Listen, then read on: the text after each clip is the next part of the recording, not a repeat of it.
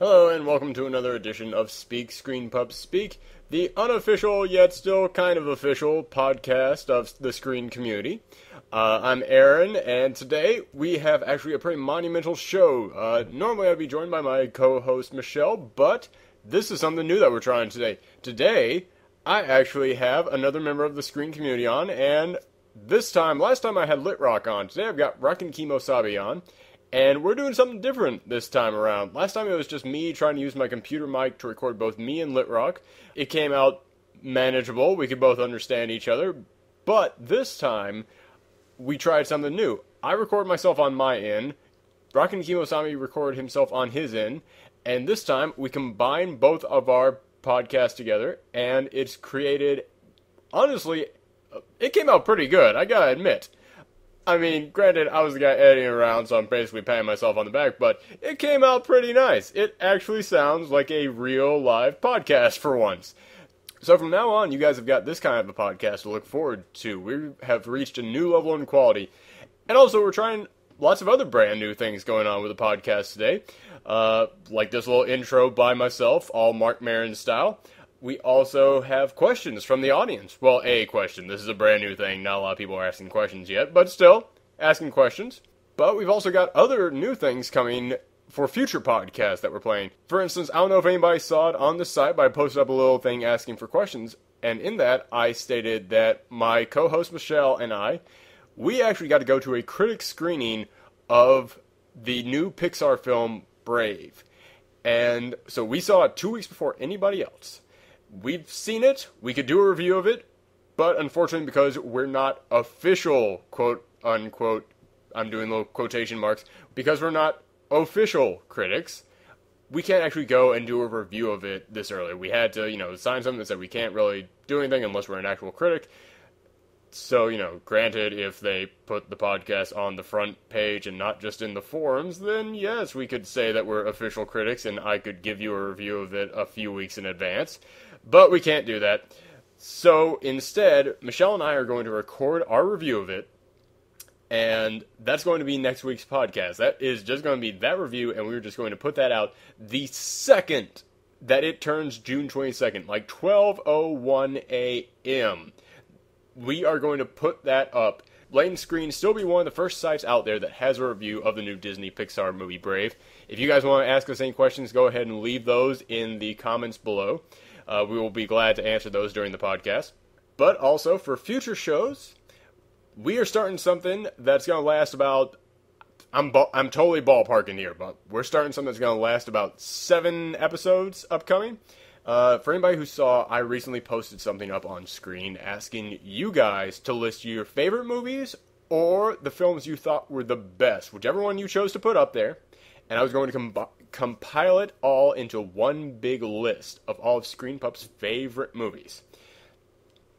And what I'm going to do is I'm going to slowly... We got practically 500 submissions for movies, and I am impressed. Way to go, guys. And I am going to go through each of these films. We're going to run through them over the course of several podcasts and do the countdown. And, sometimes we'll just, mention the movie and then go on to the next one. But for the most part, we're going to actually try and say at least a little something about each of the movies. And I'm going to need guests on, because I haven't seen all of these movies. So I'm going to need some guests on. Anybody who wants to come on, just have some discussion about some of the screen community's favorite movies, just let me know. Let me know in the comments below if you want to be a part of it. I'll be glad to have any of you on. But you might be asking me, Aaron, how did you rank these movies? Good question. What I did is that I compiled it and ranked them according to how many people put that movie on their list of favorite movies. So obviously the movies that had the most nominations are at the top. The ones that had the least nominations are at the bottom. That makes sense. But there's practically 300 movies that just have one submission alone. And I have to find out a way to rank those. So what I did is I took each movie, and in order to establish an order, I went to each of those movies' pages on the screen site, and I saw what the screen community had ranked it. I saw, under the little poster for each movie, there's always that little thing that allows you to rate it. I went and saw what the screen community's rating of it was, and then I used that to establish the rating system. But then if there was more than one movie that had the same number of nominations and it also had the same rating, I would then see which movie had the most ratings. And then that one would win the tiebreaker. And then if there was still a tie after all that, I would look and see how many actual written reviews the movie got. Like how many people actually went and typed out one of those actual reviews on the site for that movie. And then that would be the tiebreaker. And then, if there was still a tie, and yes, this has happened, where there has still been a tie at this point, at that point, I couldn't think of anything else, so I honestly just gave up and went to Rotten Tomatoes and saw what their rating of it was. And that would be the final tiebreaker. Luckily, I haven't had to break that tie even further, but I'm still compiling the list. Now, so, if anybody wants to come on and just talk about some of these movies, let me know.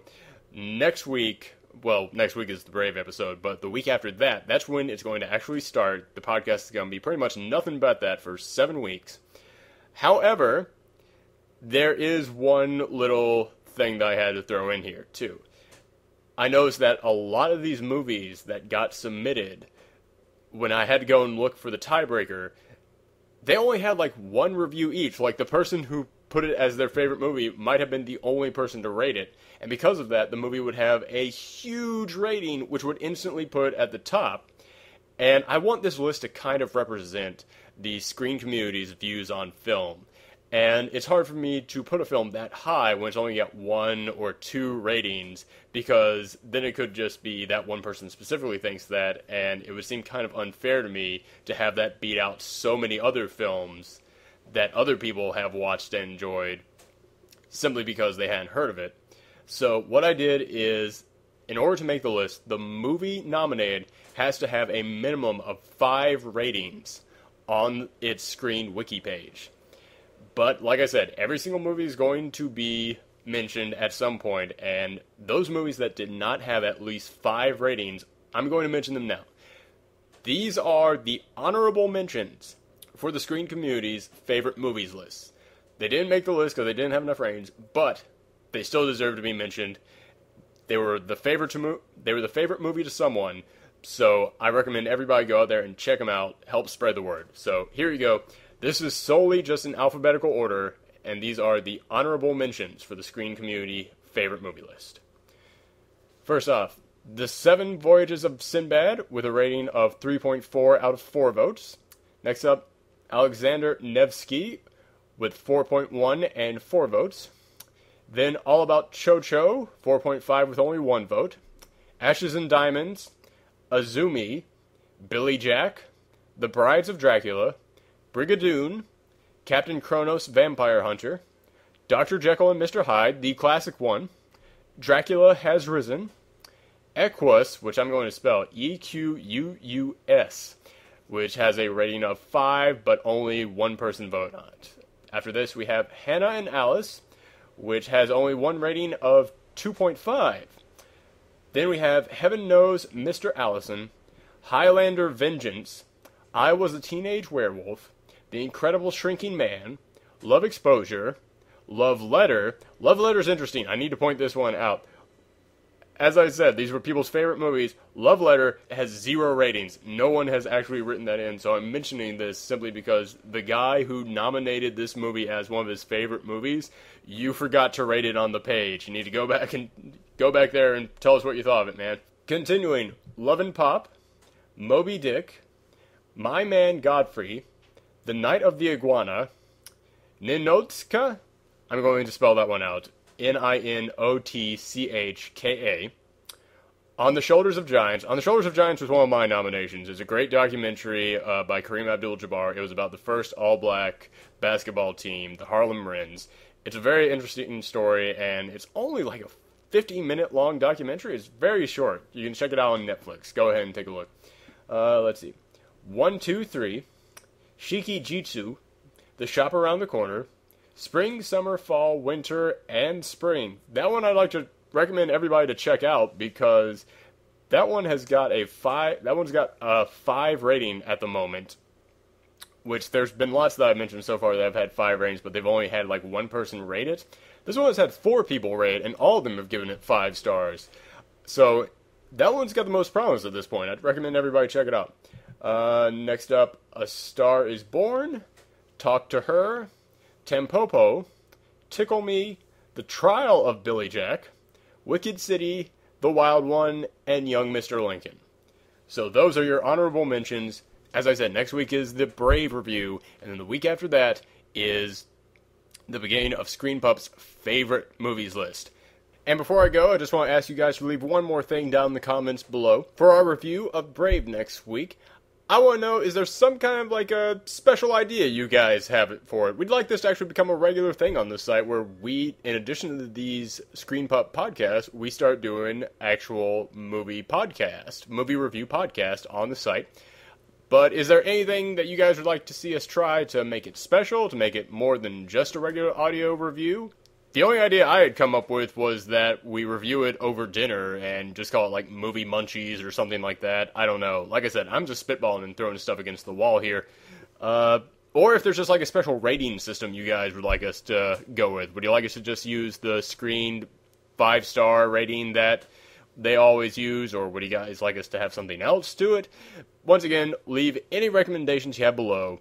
And for now, enjoy the longest podcast I've ever done with my guest, Rockin' Kimosabi, as we give you some trailer talk, some movie news, and also a lengthy discussion on the Alien franchise and our review of Prometheus. Oh yeah, I have to think of a way to start this podcast off. That's not how I'm going to start off.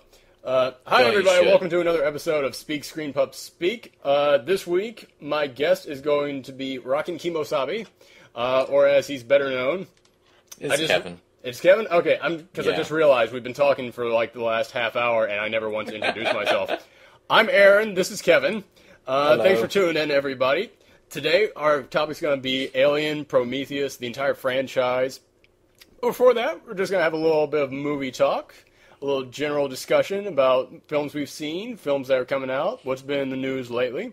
How are you doing over there, Kevin? I'm doing pretty good. Yeah, how about you? I'm doing pretty well. We were supposed to record this like half an hour ago, longer than that, an hour ago, and I'm just going to go ahead and apologize to folks because I got home and found a message on my machine, and I'm not going to say what it was, but I basically had to spend the last hour putting out fires over phone calls, and everything is fine now, but my voice is shot. So, and for anyone who listens to this, you know I shout constantly when recording these podcasts. And I had to wait for big thunderstorm in the past, so that's gone now, thankfully. But yeah, if it was still going on right now, I'd be jumping out of my seat every 10 minutes or so. And I cannot blame you. There are 3 things in this world that I'm terrified of: thunderstorms, flying on planes, and flying on planes in thunderstorms. That's one of the entire reasons why I used to live in the South, and that's one of the entire reasons why I had to move up to the North, is just every year the thunderstorms got worse and worse, and we started getting tornadoes in winter, and eventually I was just like, you know what, I gotta move up to some place where I will trade thunderstorms for snow in March. I will gladly take that trade. Yeah, well, I get snow like half the year, so I'm with you there. That's good. And this month's like full rain season, flooding, and all that stuff. So, yeah, I remember what it was like living in the South during these. You live in the mountain area, which is still the. Yeah, you still get basically all the stuff that the South, the same kind of weather that the South gets, because it just basically goes up there, then swoops down into the South. So. Yeah, pretty much. A lot of Chinooks. I do not miss that at all. But Chinook headaches are the worst. Oh man, I'm getting like the hair on the back of my neck starting to rise up just remembering that stuff. I was never afraid of thunderstorms either until one day I was driving through one, and like it was so bad it blew me off the road, and I decided, all right, that's it, I gotta turn around and go home. Little did I realize, by the time I decided to turn around, I had already driven through the thunderstorm. So I got through the thunderstorm, turned around, and drove through it a second time. And and after that point, I was like, okay, first off, I need to stop and think when I'm scared. And secondly, I am just never leaving my house in the middle of these things again. But game over, man. Game over. Nothing's over. Alien reference 1 so far. I think I threw a Rocky reference in there by accident. I can't remember which Stallone film that's from. I absolutely love Rocky, but I'll admit every other Stallone film after that kind of all merges into one in my head. Well, it got the street fighting, and then,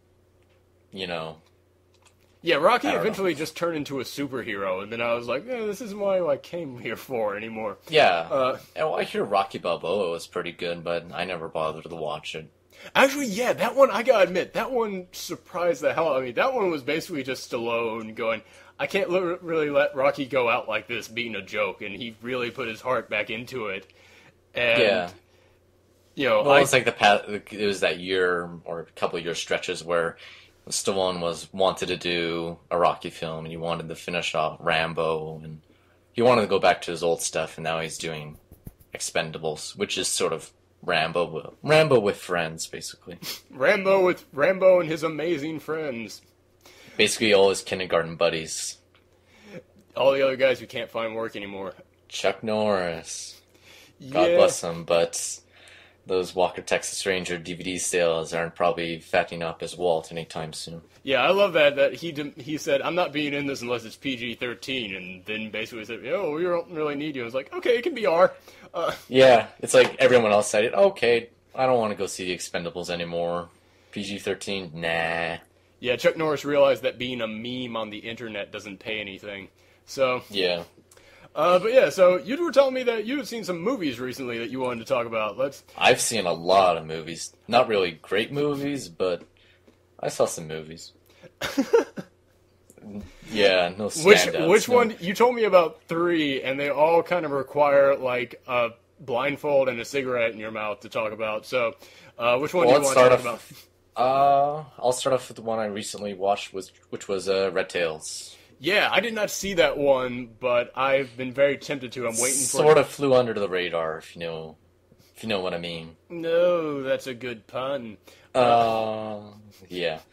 That was like a late January release. I think it wasn't like a week after Martin Luther King holiday weekend. I know it was January, and I didn't even think about that, but yeah, it might have been. Yeah. So yeah, that just came out a few weeks ago, and I decided to take it out, see what it was like, and it's mediocre.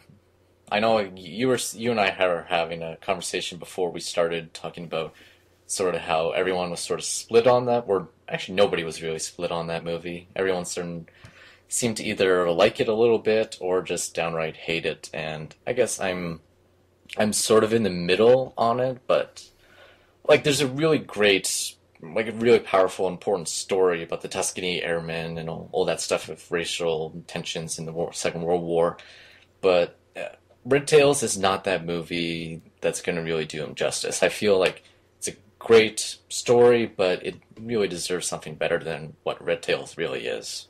Yeah, and that's really the saddest part of it. I think it would not have gotten as many bad reviews if it had not been for the fact that it was just kind of like a wasted potential film, that you had such a great story there. And and there's another film previously that's about them, but I haven't seen it. I know Cuba Gooding Jr. was actually in that one too. Oh, really? And he's in this new one. Do you think he just walked around the set on Red Tails the entire time going, I know how this movie's supposed to be. Can someone take my advice on this? I've seen it already. No, because basically Cuba Gooding Jr. in Red Tails, he's there collecting a check, basically. He's not really committed to anything. He's, like, in the background in a couple of shots, he's, like, smoking a pipe, like a grandfather's pipe, but he's treating it like a cigar. Like he's like biting right down on it and everything. It's just sort of goofy to watch. I got a question about Red Tails, though. Is that, we all know it's produced by George Lucas, and never heard of him. Probably for the better. What's he done? He did a couple. Has he done anything good? He did. Depends on when you were born. I was born early enough to have good memories and then have them ruined. Yeah, I've only seen the original Star Wars films completely uncut without his tampering once when I was a little kid, and I have no memories of it, and it's one of the saddest parts of my movie-going life. That I still have the unedited VHS tapes. Oh, I gotta find them, because nice. Gotta put them in a vault or some sort of time safe. It's gotta stay intact. They I gotta belong find in a VHS museum. player. it does belong in a museum. And I think what with the prequel trilogy, well, not, yeah, prequel trilogy, and how it sort of was playing it safe, like it wasn't edgy, it didn't really have that sort of intensity that, well, I guess the original trilogy didn't really have some sort of intensity, but there was some sort of like down and gritty science fiction. Like at the time, in like the 70s, like science fiction was very sterile, it was very clean, it was like utopia perfection, and then Star Wars is like just look at the Millennium Falcon. It's basically it's a piece of trash. Yeah. And that was something that made the original Star Wars unique. And I think with the prequel trilogy, with Lucas playing it safe and all that stuff, I think that's sort of you can see that in Red Tails. Like none of the dogfights, any of that stuff, none of it has any impact. None of it's thrilling. Nothing's exciting about any of those fights. And like even looking at the Star Wars fights, like all the X-wing battles and all that stuff, if you remove John Williams' score, his iconic score, those battles aren't that exciting. Like what made those battles was John Williams' score, basically. And without John Williams' score in Red Tails, all those battles are sort of boring to watch. Does it have a good score at all, or is it just... No, it's sort of a weird score. Some of it's like patriotic trumpet music, and other times there's like a rock guitar in there and drums. I don't know. It's a weird score. Yeah, because from what I understand, he wanted to kind of turn this... It got released in January because that's kind of when studios just kind of push stuff too, but from what I understand, he wanted this to be a summer big blockbuster kind of a thing, so did it seem like that's what it was pushing for? I'm not sure if it would have made any bigger splash, really, if it had released in the summertime. It's not... the quality's just not there for a summer-type film. Okay. Were there any screen wipes in there? That's the George Lucas stuff. No, none. Really? Zero. Okay. All right. A couple dissolves, but no screen wipes whatsoever. Okay, because everybody kept telling me it seemed like George Lucas was the one secretly directing this. But if you're saying that there were no screen wipes, then he at least wasn't editing it. So I know that much. Yeah. Well, I know that it sounded like the original director was Anthony Hemingway, and I'm not sure where to divide between where Lucas stepped in, because Lucas stepped in during the reshoots when Hemingway went off to work on Treme. Ooh. But yeah, I'm not sure where there was sort of scenes. I can't tell what those type of scenes are that were reshot or what was original. Like nothing really stands out. But yeah, I think Hemingway's work. He's done some episodes. He's a big TV guy, especially. Yeah. Like he's done Treme. He did an episode of Community. He did a really awesome episode of Battlestar Galactica, and he just seems really muted on Red Tails. So, okay. Well, what was the next film that you watched? Well, actually, I should just say that the acting for Red Tails is sort of all over the board. Like I mentioned, really? Cuba Gooding Jr.'s there for a paycheck, and Terrence Howard, he's okay in it. He doesn't really seem to be giving it his all, but the two main leads, Nate Parker and David Oyelowo. Nate Parker was in, I think, Pride, another Terrence Howard film. Oh, yeah, right. And David he was the corporate evil guy in Rise of the Planet of the Apes. Oh. And those two guys, even though they have crummy, corny dialogue, they're both really good in the movie. Okay. That's good. And basically, what it boils down to is that, like, Red Tails is not the movie that really... It's not that, like, the racial differences between people. It's not that sort of movie that's going to make that much of an impact. Like, if you want to see a movie about racial tensions, go watch The Great Debaters, because that's a fantastic movie, great acting, and a really inspiring and uplifting ending. So go watch that instead of Red Tails. I'm trying to remember who was the star of The Great Debaters. Like, I've got kind of... It's Denzel Washington and Forrest Whitaker. Really great movie. I think it's like 5 years old or something, but really holds up pretty well. I could swear it was older than that, but yeah, that's another one that I've always meant to watch. Yeah, you should. It's really good. Okay. What was the next one that you watched? I watched probably the Oscar leader of this year, This Means War. I think you've got the wrong award show. Maybe. Which one's the one with the raspberries? The Emmys. Okay, right. Okay, we got it. So yeah, that's gonna sweep it all. Yes. Really, McGee's at the top of his game. I just gotta say that. Well, actually, McG, I think he can be a great director. Like, I actually like Terminator Salvation. I'm one of the few people who like that movie, but This Means War plays like a very bad episode of Chuck. Oh, wow. Yeah, which is pretty funny considering McG was like, he was the director of the pilot on Chuck, and he was like an executive producer throughout the show. Which doesn't really mean much. It just means that he worked on the pilot and had no other contributions, but still. Yeah. Like, Chuck was a great show. I didn't see the last season, but they pretty much did essentially what This Means War in one of their seasons, and they did it better. And with worse actors. Like, I'm saying that, like, Zachary Levi, he's okay actor, but the other guy he was going up against was Superman Returns Brandon Routh. Oh, yeah. So you don't have Bane and Captain Kirk. Yeah, and I still really like Reese Witherspoon. I like 3/4 of the cast of that movie. Yeah, minus Chelsea Handler. Yeah, I didn't even have to say who that last fourth was. Everybody knew it. She's... I've never been that big of a fan of her. I'm sure she can be funny. I can imagine that, but she just seems sort of grating in this movie. And actually, this movie is just so mean-spirited, and it's predictable. It's nothing's interesting about this movie whatsoever. Action's bad in it. And I don't know, it just seems like a movie that everyone's going to forget in 5 years' time. It's just going to be off the map in everyone's resume, basically. I was about to say 5 years' time is being pretty generous on this, because until I saw it was coming out at like my little red box, I had forgotten about it myself. Yeah, this movie is basically designed by committee. Like, nothing works at this movie whatsoever. It just seems like it was micromanaged to an extent to making it so bland. It seemed like formulaic, like it was a group of people coming together just to make a film that they thought would get money in. Pretty much. It seems like all the dialogue was written by a 15-year-old. And, I don't know, there's a good movie there. Like, it's a great premise, like two CIA agents using government resources to try to win over a girl. That's probably a great Coen brother movie waiting to happen, but McG is not the Coen brothers at all. A more truthful statement has never been said on this show.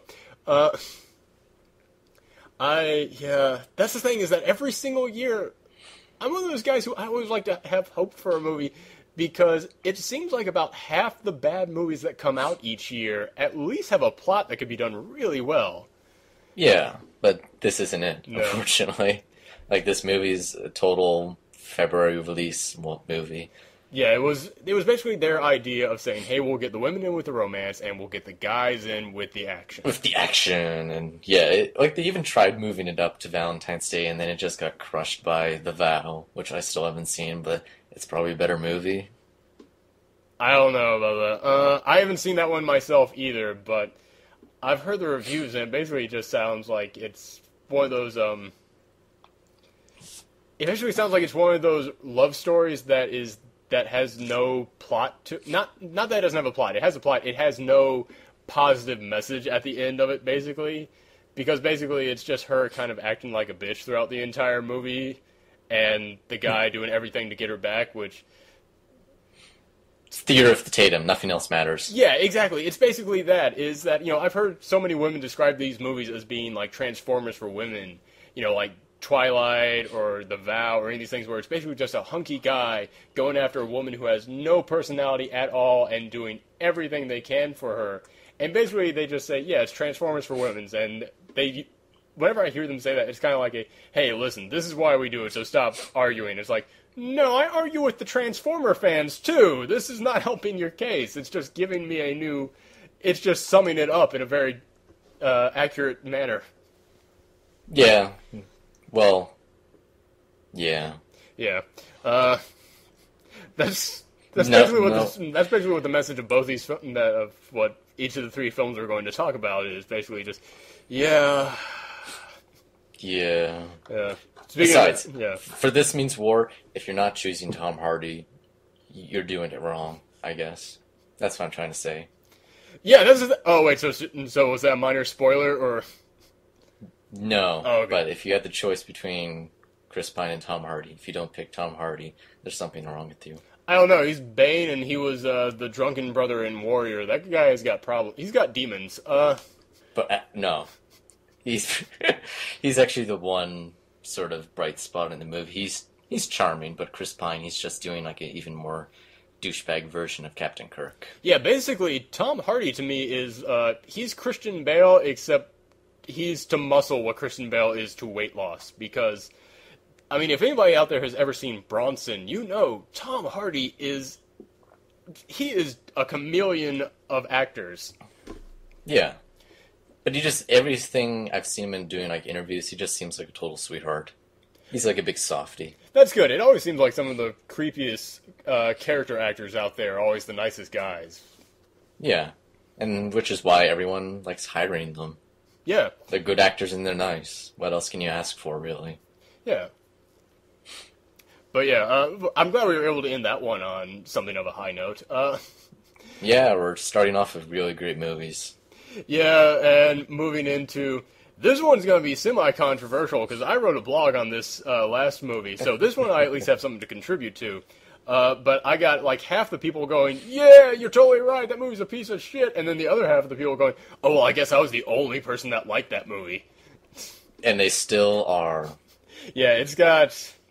Although I'm being a little too mean on the folks out there, because that's one of the things I absolutely love about Screen, is that whenever somebody does disagree with you on this site, they act like people who have actually had conversations with other human beings in their life. They don't just come on and start swearing or, just typing in all caps. They're actually like, if I can offer... Yeah, they're actually like, if I can offer my opinion on this, I can understand where you're coming from, but I believe that... It's like, holy crap, did I just have someone disagree with me or make me a sandwich? I can't tell, because this is a great feeling. It feels like there are other... Basically, it's the Family Guy clip where the British people are, like, drive-by shooting but being very polite. Oh, yeah, where it's just nothing but... the guy drive-by shoutings or whatever that little bit was. Yeah.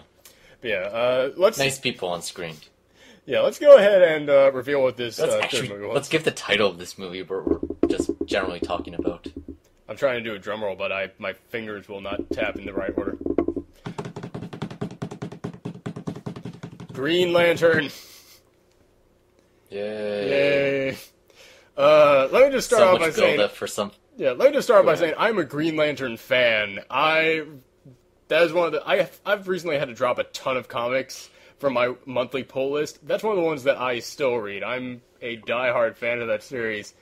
And, ooh boy, this is actually a good one to end on, too, because it leads us into one of our news stories. But, yeah, this is a sad, sad day in comic book history with Green Lantern, because... That movie's so boring. How do you make a movie about a guy becoming a space cop and being given a ring that creates anything his mind can think of? Boring. Hot rod car. Yeah, that's exactly what I was thinking of. Yeah, it was really nice of Hot Wheels to Hasbro to give them all that stuff. Yeah, it was really nice of Hot Wheels to put Green Lantern in their movie.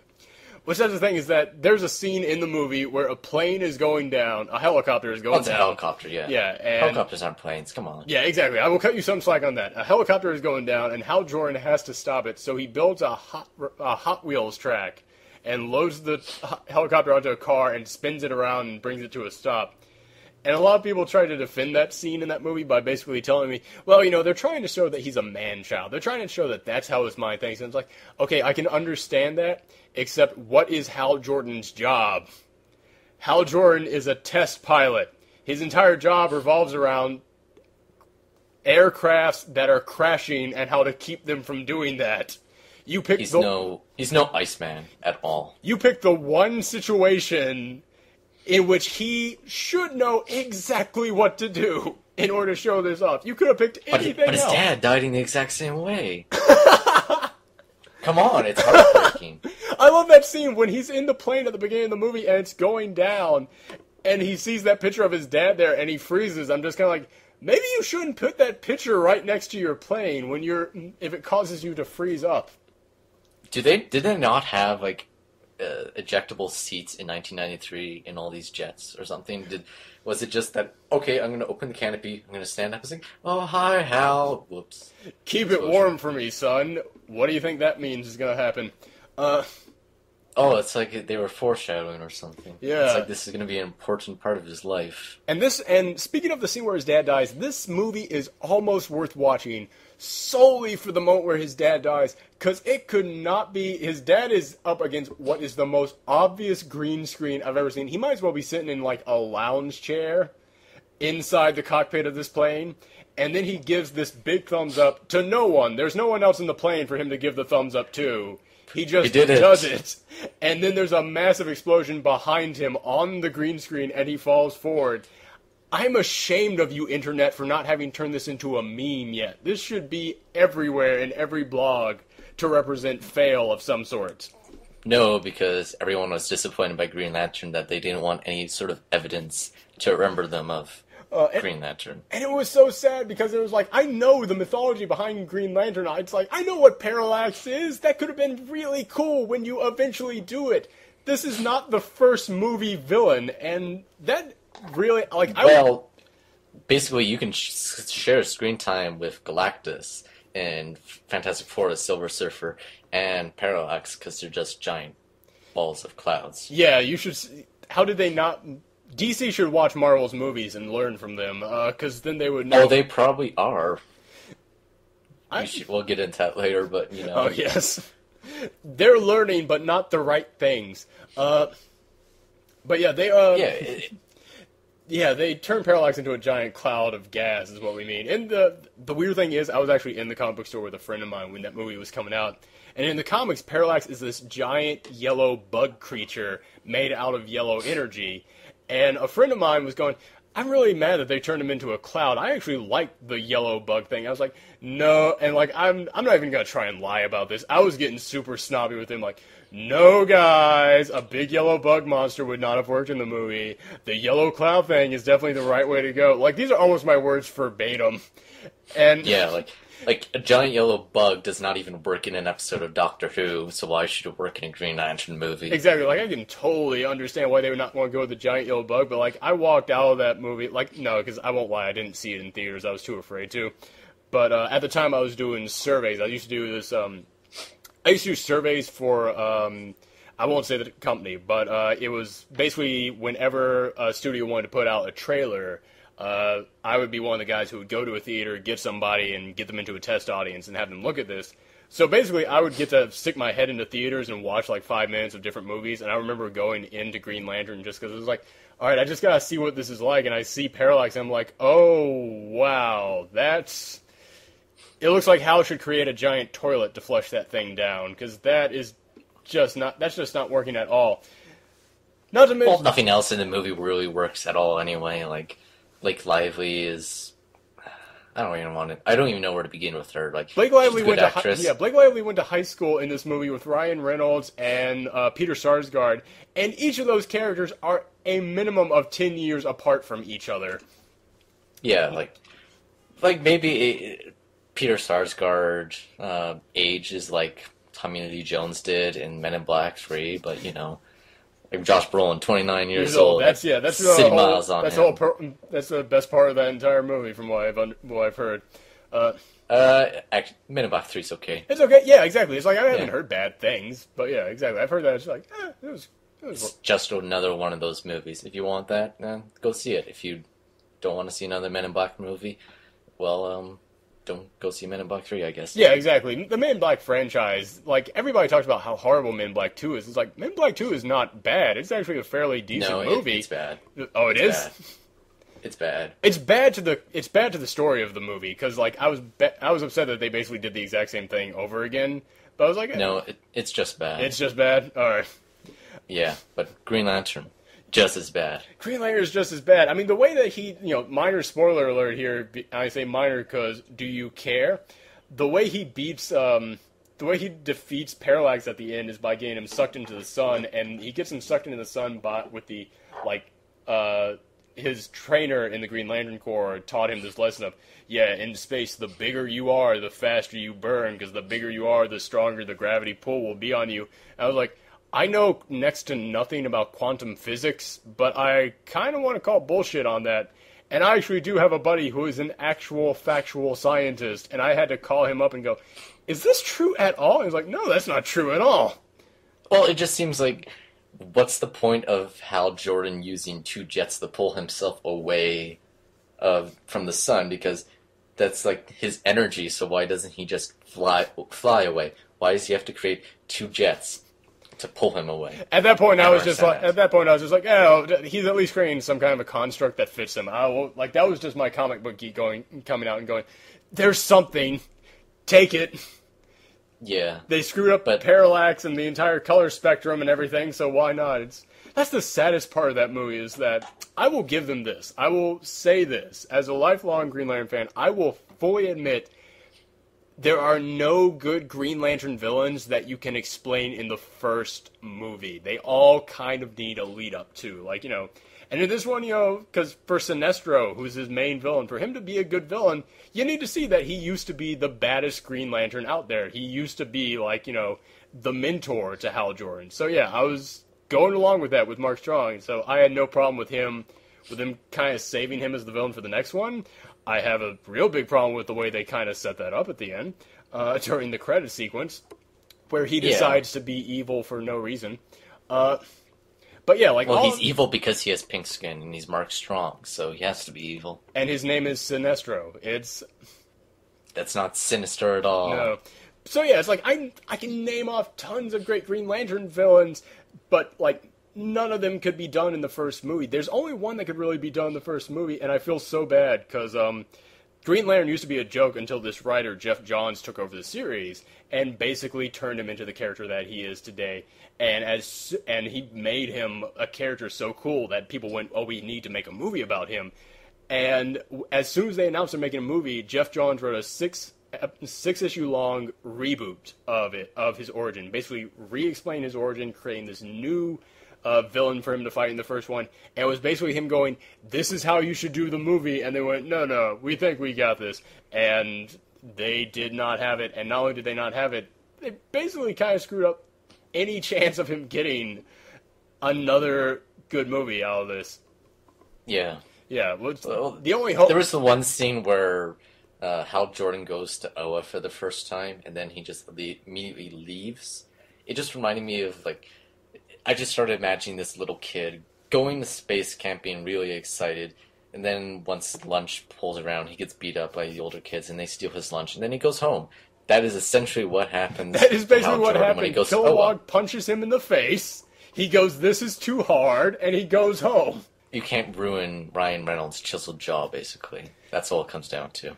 The saddest thing about it, too, is that, there's multiple sad things about this movie, but one of the sad things is that I, for years, kept saying that Ryan Reynolds would make a great Flash, and I kept saying Bradley Cooper would be a good Hal Jordan, and now they cast Ryan Reynolds as Hal Jordan, and guess who's in the lead in talks to play the Flash in the upcoming Justice League movie? Bradley Cooper. It's like... You know who would have even been better? Paul Dano. Paul Dano would have been the best Green Lantern ever. I'm having to go back and remember who Paul Dano is.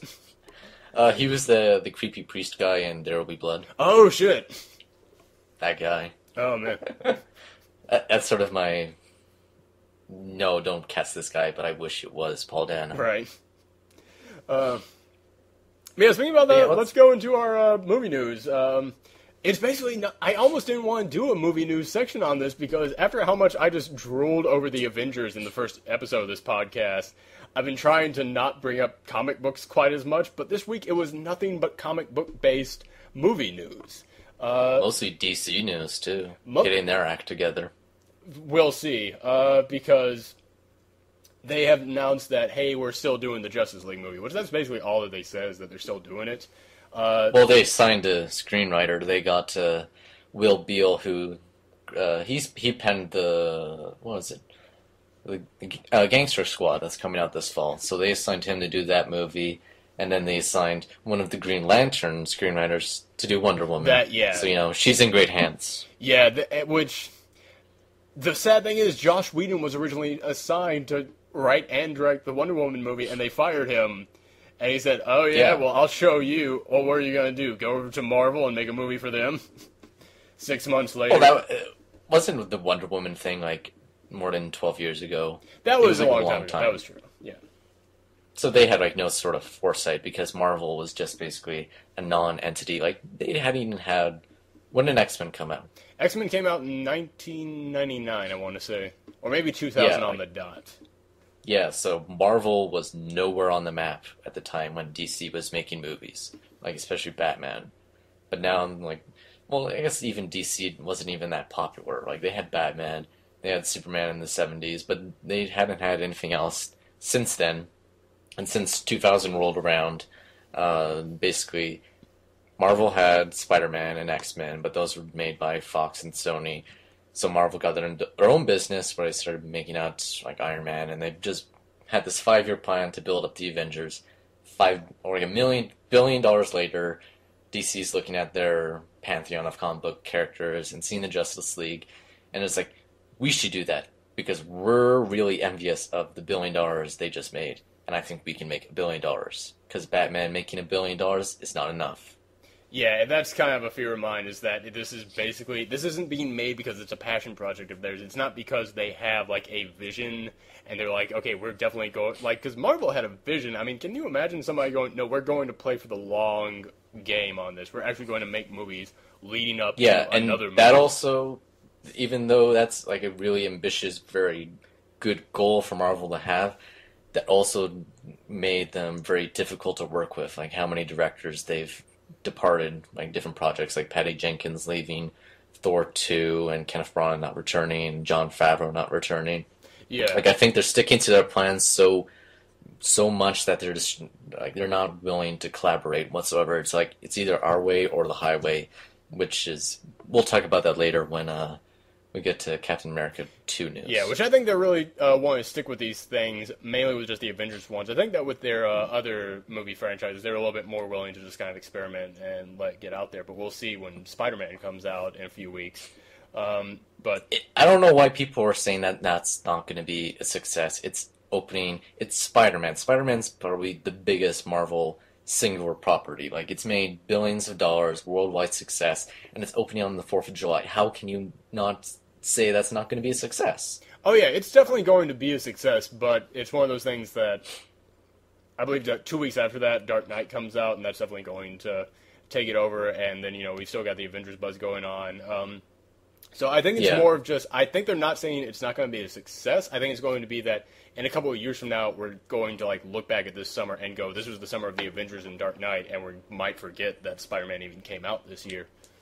Yeah, like, I was looking at this summer, it's a good, healthy, 3-movie comic book movie. Yeah. Like, summer. Like, you got 2 great Marvel properties, and you got Batman, like, final trilogy of Batman. Well, end of the trilogy until 6 years later when they redo it again. It's not even going to be 6 years. DC is already writing the reboot of this. Yeah, but I think, this summer, it's good. Last summer was not good. I felt such comic book overkill, such fatigue, because you had... How many comic book movies came out? You had Thor. 4. Yeah, Thor. Thor, X-Men. Green Lantern. And Captain America. Captain America. Cowboys and Aliens. That's true. I always forget that was based on a comic book. But Cowboys and Aliens, just coming from the comic book geek side of me, that thing was written with the idea of being a movie in the first place. Like, they went to studios that we want to make this movie, and they said, we don't really know. And said, well, what if we get a comic book out there first in order to try and, build up hype for it? Build up some interest and stuff. So, yeah, that one, I don't even really count that one, because that comic book was basically just the spec script for the movie that was coming out. So, yeah, last summer, total overkill, and I just keep thinking, when is this superhero movie bubble going to burst? When are we going to be oversaturated once everyone gets sick of it? It just reminds me of, what the Western used to be and how they make no more Westerns anymore. When do super movies just get so overwrought that people just stop going to see them? It's really when's that going to happen? And is that going to be to the point when Justice League comes out? Is it going to be that the bubble going to burst when Justice League comes out, or when one of the Avengers sequels comes out. I honestly I think don't it's know going when to it's be gonna. like Avengers 3, because I think at that point, because Marvel wants to keep making the Thor, Captain America, and Iron Man movies in between each of these films, and to me that's a mistake. I think that, you should really just... Honestly, in my opinion, as much as I am excited for, I know what the story of the next Captain America movie is. They've already said it's going to be the Winter Soldier, which, as a comic book fan, that was a great story. But at the same time, as a movie fan, I'm like, no, it's already, it's happened, man. You did the Captain America, you did the Thor, they all led up to Avengers. Just give us more Avengers. Just every 3 years, put out an Avengers movie. I don't need the other things in between, because they now really just feel like filler to me, and I think that by the time... Well, they're not gonna stop because those movies make too much money. Exactly. And it just seems like Marvel is at such a point where I think they know that the bubble's gonna hit sometime soon, and they're trying to milk as much money and have their property out as much before that happens. Like sequel until it hits. Like they're trying to bring out as much of their property as they can.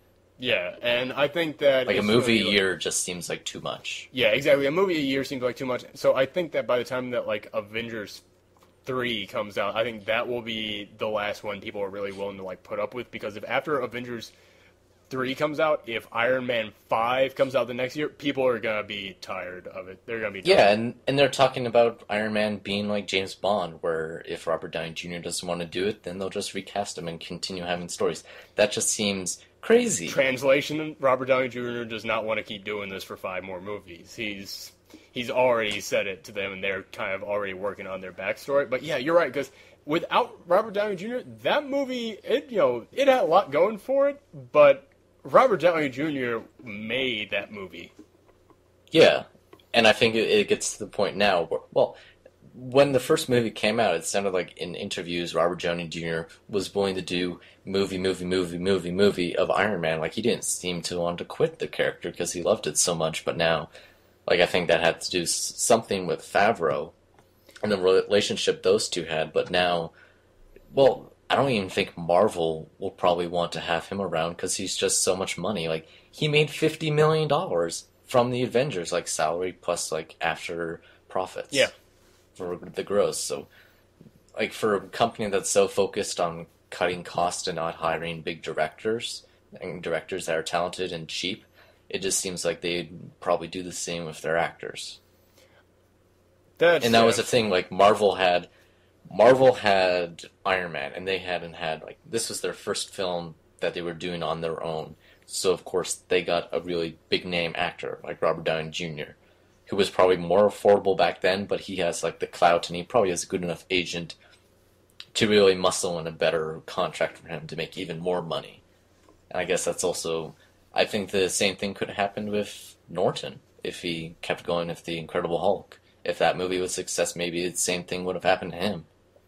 Norton, yeah, that's the thing, is that there's so many stories about what happened behind the scenes with that, and I don't know if any of them at all are true. Because, yeah, as soon as you lose someone on a cast... It's just rumor and speculation. That's all that it is. point. So yeah, I don't really feel like comfortable commenting on that one. I mean, I do remember even when The Incredible Hulk was being made, there were stories coming out that Edward Norton kept demanding that the story be more like the television show, but... Yeah, like, he was invested in it, and I guess that's, like, to some extent, that's all you can hope for in an actor. Yeah. Like, you don't want some hack actor who's, like, a A-lister who can just, like, ask for so much money and just kind of glide on autopilot while playing the role. Exactly, and I mean, his passion is a lot of what sold that film, because I had a lot of fun watching The Incredible Hulk. I'll admit that. I know some people say that was the worst of the lead-up to the Avengers movies. I disagree. I mean, it wasn't the best, but it was a very fun summer blockbuster film, and yeah, Norton really pulled that off, but I do, once again, I have no idea why it was that it didn't return. I could only repeat speculations that people have made and rumors. But yeah, getting back to the Justice League movie, it's one of those things in which I don't know how many films they'd want to do leading up to that, because the other thing is... I don't think they have any room to do any. Yeah, and that's the other thing, is that with the Avengers, yeah, you need to do a lead-up, because honestly, before the Thor movie, how many people knew who Thor was that wasn't involved in... I knew the real Thor. What, the one from that Incredible Hulk movie from back in the 70s? No, like Norse mythology. Oh, Norse Thor. mythology, yeah, exactly. Most people know the Norse mythology Thor. So yeah, And everyone's heard of Captain America. Because he's just part of American culture at this point, basically. exactly. But I mean, like, nobody would know who Black Widow is, or Nick Fury, or... I didn't know who Iron Man was before that movie came out. That's how. Yeah, exactly. That's how comic book ignorant I am. Well, that's the thing. You're not really comic book ignorant, because I've been telling people, yeah, nobody in the general public really knew about that, and yeah, all the other comic book fans out there go, no, of course they do. It's like, no, Don man. Cheadle said that he thought Iron Man was a robot. Yeah, that was what a lot of people thought too. So yeah, they needed to introduce those characters, but with the Justice League movie, everybody knows Batman, Superman, Wonder Woman, and a good deal of people, they, as bad as it was, people do now know who Green Lantern is. Yeah. And people know who the Flash is. They know who Aquaman is, even if they just know him as a joke. So yeah, they've got the only one of the big seven that people don't really know is Martian Manhunter, and honestly, like I said, I have no idea who the cast is that they want to have in this movie. They might go with they've now rebooted the comics so that Martian Manhunter was never a member of the Justice League, and that it was Cyborg was the other member. But once again, not a lot of the general public knows who Cyborg is. But still, that's 6 out of 7. People would be fine if you just went straight to a Justice League movie, I think. At this point, it wouldn't surprise me if Henry Cavill was in this Justice League movie. It sounds like something that he would be something that would be put in his contract. It's like, hey, you're going to be in this Superman movie, but hey, we might do this Justice League movie. We don't know if we're going to do it, but maybe. Yeah, it's... And other people were like speculating, well, maybe Nolan will maybe they'll put him in charge, but like he had some sort of talk at the Producers Guild or something. He had a talk about like film and all that stuff, and he seemed very adamant about not wanting to do another Batman film. Yeah, so Nolan... the idea that him doing a Justice League movie, besides doing supervising like Superman, like he has Superman 1, but will he do any sort of sequels? I guess only time will tell next June, but even so, like, yeah, Nolan to me does Nolan's not. At the point. Nolan to me does not. He's not at the point. He's too big now. That, and also Nolan to me strikes me as a guy who does not want to do comic book movies. Like, the only reason he wanted to do Batman is because, yeah, Batman's gritty, and he can really, like, they let him go wherever he wanted because he brought in that much cash. But DC basically came flat out and said, Christopher Nolan's Batman is not our Batman, so we're rebooting it. They basically said within 2 years they want to have another Batman film come out. It might have been 3, but it was 2 or 3 years they want to have another Batman film come out, and that's the new continuity of the films. And yeah. and it's just how differently DC and Marvel are structured corporately. Like, DC was bought out by Warner Brothers for a long time ago. So basically when The Dark Knight was being developed, Warner Brothers was heading that up. I'm not really sure how much influence DC had, but it was a Warner Brothers movie.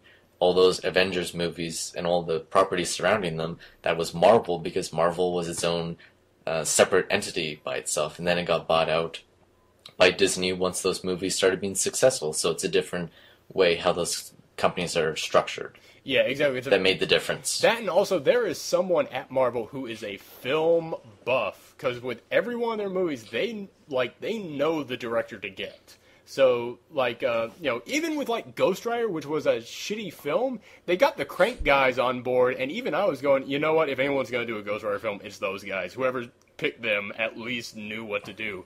The Crank guys... Well, that's not a Marvel movie, to an extent.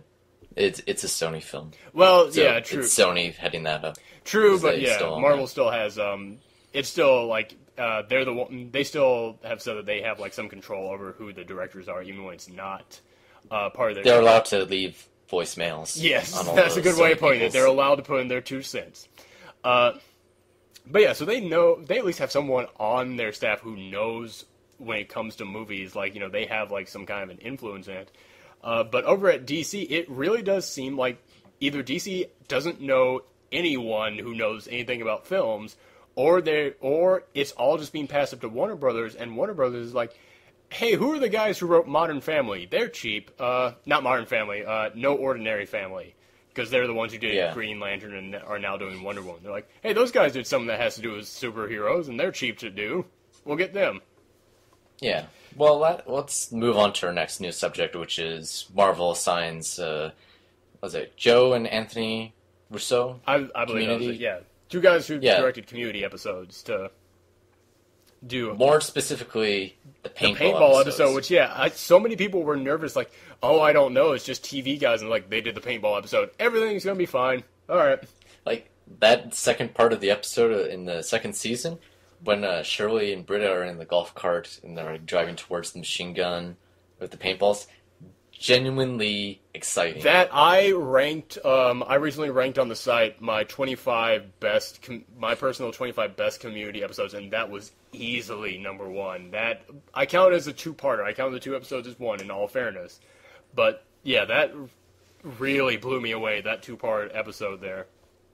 So obviously they're not used to like big stunts or big explosions or big set pieces, but I think they have the small, more intimate, focused on action and comedy that I think really Marvel really values, and why they got Jon Favreau. Yeah, exactly. In the first place. Once again, Captain America is a guy who throws a shield and is really fit. He does not need to fly. He does not need to, shoot out laser beams. So they don't really need a guy who needs somebody. They need someone who knows choreography. They don't need someone who knows special effects as much. Yeah, and I feel a little bit better about these two, the Russo brothers, doing this film, is that before the Avengers, I never found Thor funny at all. Mm-hmm. Like, every single time they tried comedy in that movie, it just fell flat on his face.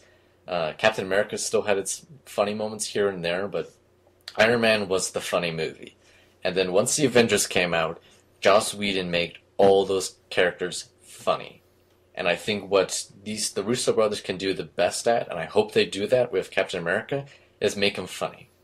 Because I think that was something that really spoke, and I really, really appreciated that Joss Whedon did in the Avengers. I hope that translates over to these other films. Oh yeah, everybody who listened to that first episode of this show knows how much I just drooled over that movie. Just, I could, every single week for the rest of the summer, I could host a show on that film.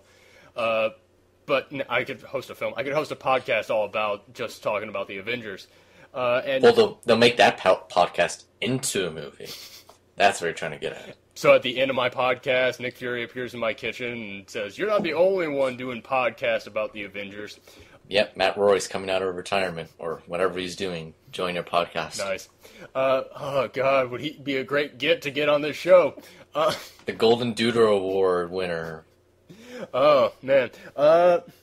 But yeah, so I have faith for the Captain America one. The only one is, you're mentioning the comedy, and like I said, this is just the comic book geek in me coming out, but yeah, I know the story they're doing is The Winter Soldier, and that was a super noir film. Like, that was a super noir arc. Like, it all happened at night. Like, there wasn't a single panel in those comics set in the day, which is making me wonder, is that the tone they're going for in this one, or since they got two guys who did Community, if they are going to try and go for a more humorous take on it.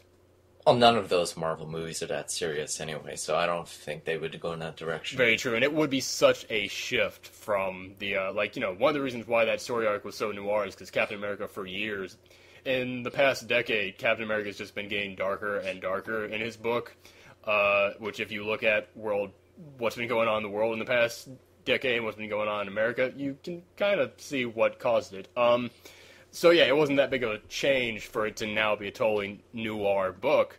But yeah, the last movie was, it would be a massive shift if that's the tone they decide to take. Yeah. Actually, I'll be perfectly honest.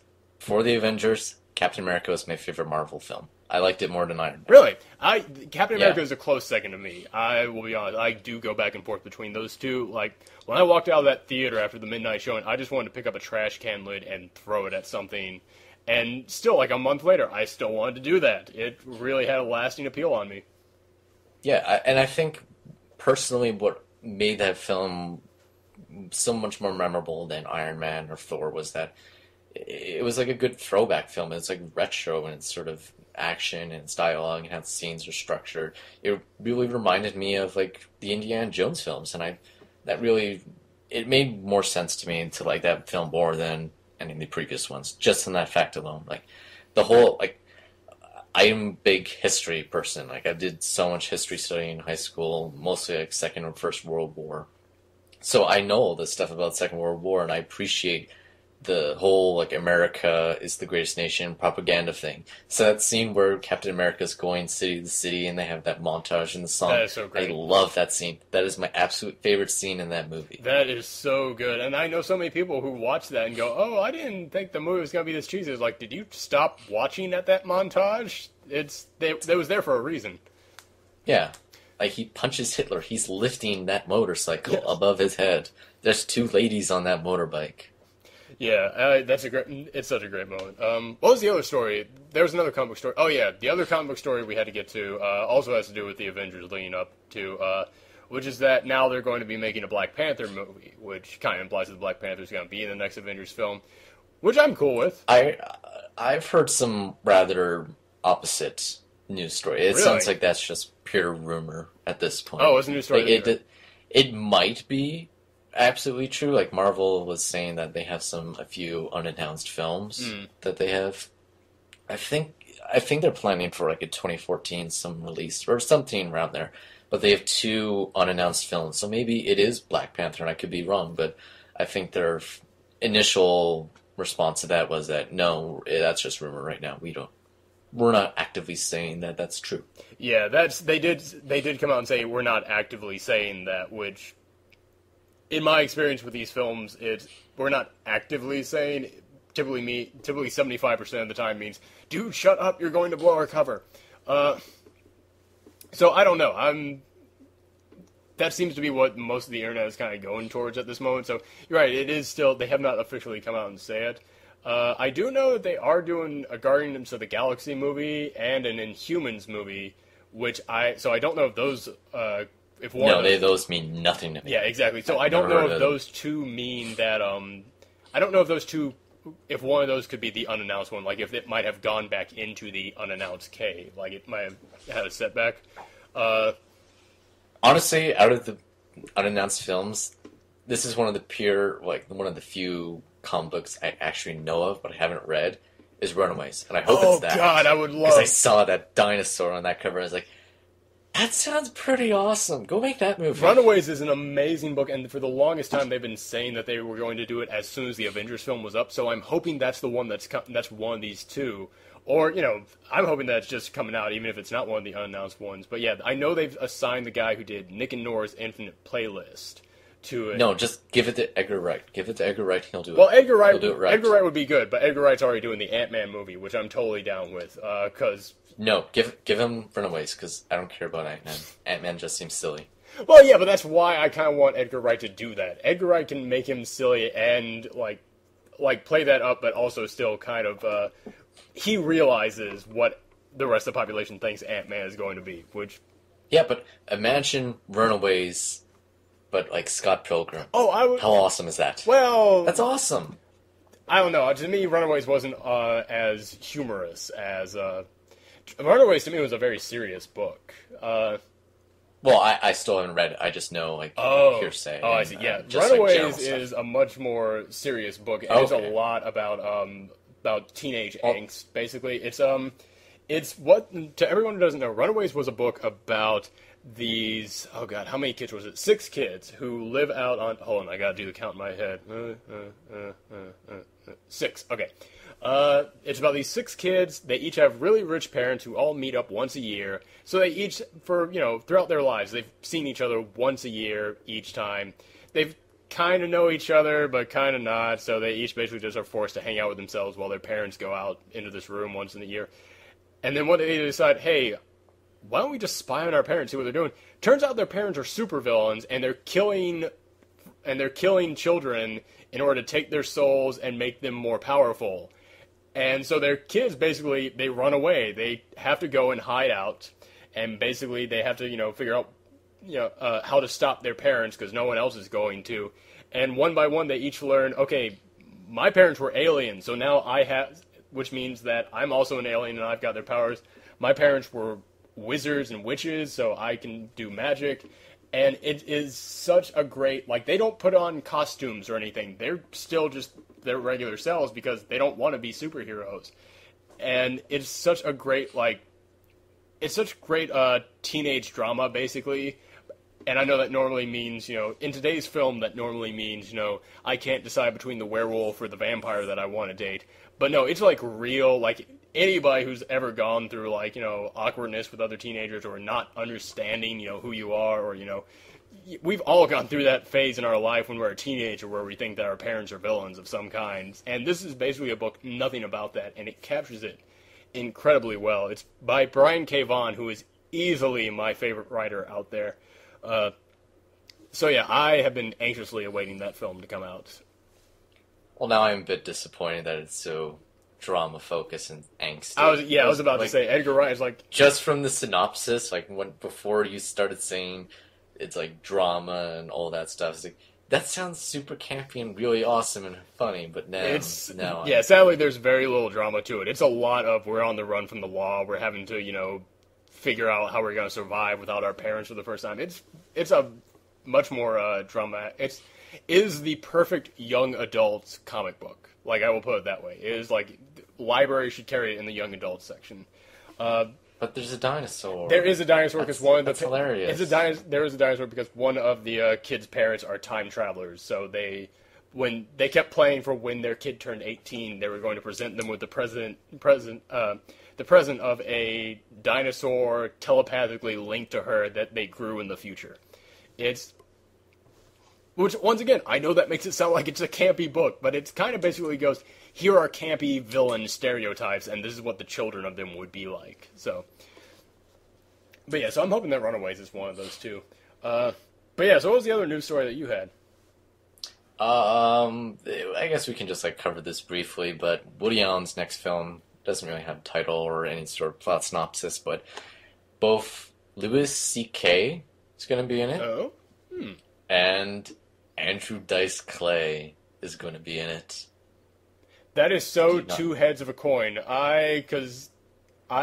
Wow. That's weird.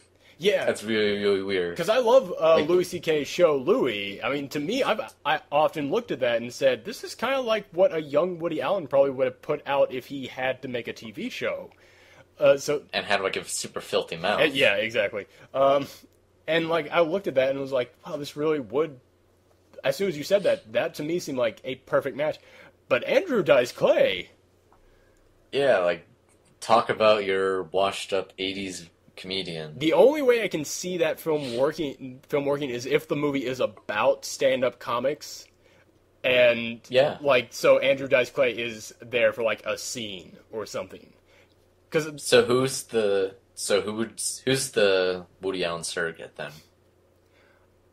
Because I want it to be I want it to be Andrew Dice Clay because that seems hilarious. I've heard Andrew Dice Clay interviewed before on Mark Maron's podcast WTF, which for anybody who wants to know about stand-up comedy, that's the best podcast to listen to. And yeah, Andrew Dice Clay is an amazing he's an amazing impressionist. I never even knew that because after movies and comic books, stand-up comedy is my next greatest thing that I geek out over.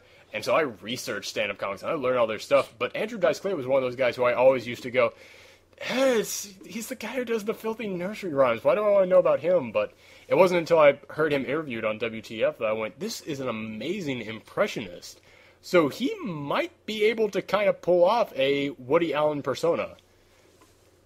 Maybe. Yeah, maybe. But that's the other thing is that, in his last film, Midnight in Paris, Owen Wilson is a scrawny, nebbish-looking guy if he wants to be. Andrew Dice Clay, unless you use Lord of the Rings magic to shrink him down to Hobbit size, Andrew Dice Clay is still a giant, towering man. If they use the technology that was used in Captain America, then it'll work. Yes. But yeah, I when you were saying Owen Wilson, that was probably my least favorite because that's one of the things I don't like about Woody Allen films is that he basically writes himself in everything, and he either gets himself to do it or he gets actors to do it. The worst time being that, it was about magic and Scarlett Johansson had to play him. Scooped. Thank you. Yeah, that movie's... I've never seen it, but I hear it's bad. But Midnight in Paris, amazing movie. Just completely charming and lovely. And I'm curious to see what this next movie is. Like, I'm excited to see Roberto Benigni doing it, because I love Roberto Benigni. Like, Life is Beautiful, absolutely gorgeous, heartwarming film. And then he did Pinocchio, and his career was sort of ruined in America. But I'm curious to see To Rome with Love simply for Roberto Benigni.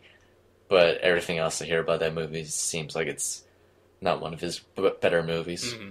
Yeah, Roberto Benigni, amazing guy, but he's one of those guys in which you have to give him something and basically tell him, okay, people don't want to see you do this, but aside from that, we're gonna let you go. We're gonna just let you go off.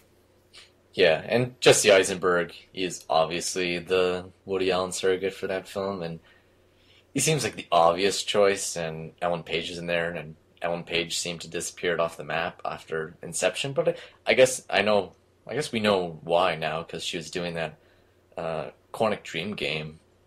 It was just announced over E3, that Beyond game. Yeah, but she also did Super, didn't she? She also did Super after. Yeah, it was like Inception and Super, and then nothing after that. Well, that was so only that was only 2 years ago. She also did a documentary that was about the disappearance of bees. And she's basically been working with a charity that has to do with that for a lot of time. So I at least know where she's been. I guess so. Yeah.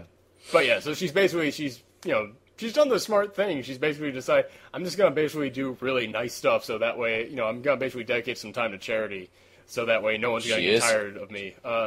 She is Canadian after all. That's true. It's in her blood. Okay. So I guess that's enough for news. So. That's basically enough for news. Before we take a short little break, we're going to talk... Oh, we should talk about trailers. Yeah, exactly. Before we take our short little break, we're going to talk about trailers. You want to start off with... what was the one that you sent me? Choice? Yeah, you sent me a link. Let's just talk about this one. Well, I should load up the page to read about this film from just a second. Okay, yeah. You go ahead and talk about the movie. Yeah, you sent me this...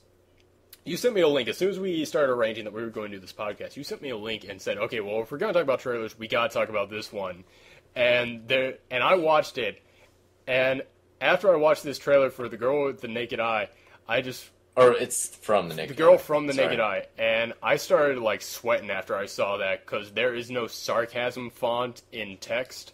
So I was like, does he actually think this is a good movie and we need to talk about? And the first words that we started talking about when we started playing this was, yeah, we gotta talk about that because that is so bad. And I was just, whoo! That was such a load off my mind because I was afraid that I was going to have to sit here and go, I didn't really understand it, I guess. You talk about it, okay. Yeah, this movie looks, I don't know whether it's on purpose or whether it's unintentional, but this movie, it looks really funny in the worst possible way. It actually reminds me of a really, really low budget version of Lucky Number 11.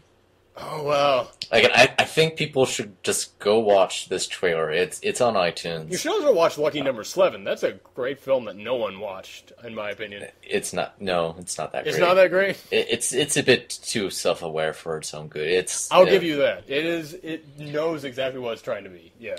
However, director of that film moved on to better things. He was doing all those episodes of Sherlock, which is a great show. I'm actually in the middle of writing a blog about Sherlock, literally right now. I've got it opened up on my little browser, and I've been writing it. It's so good.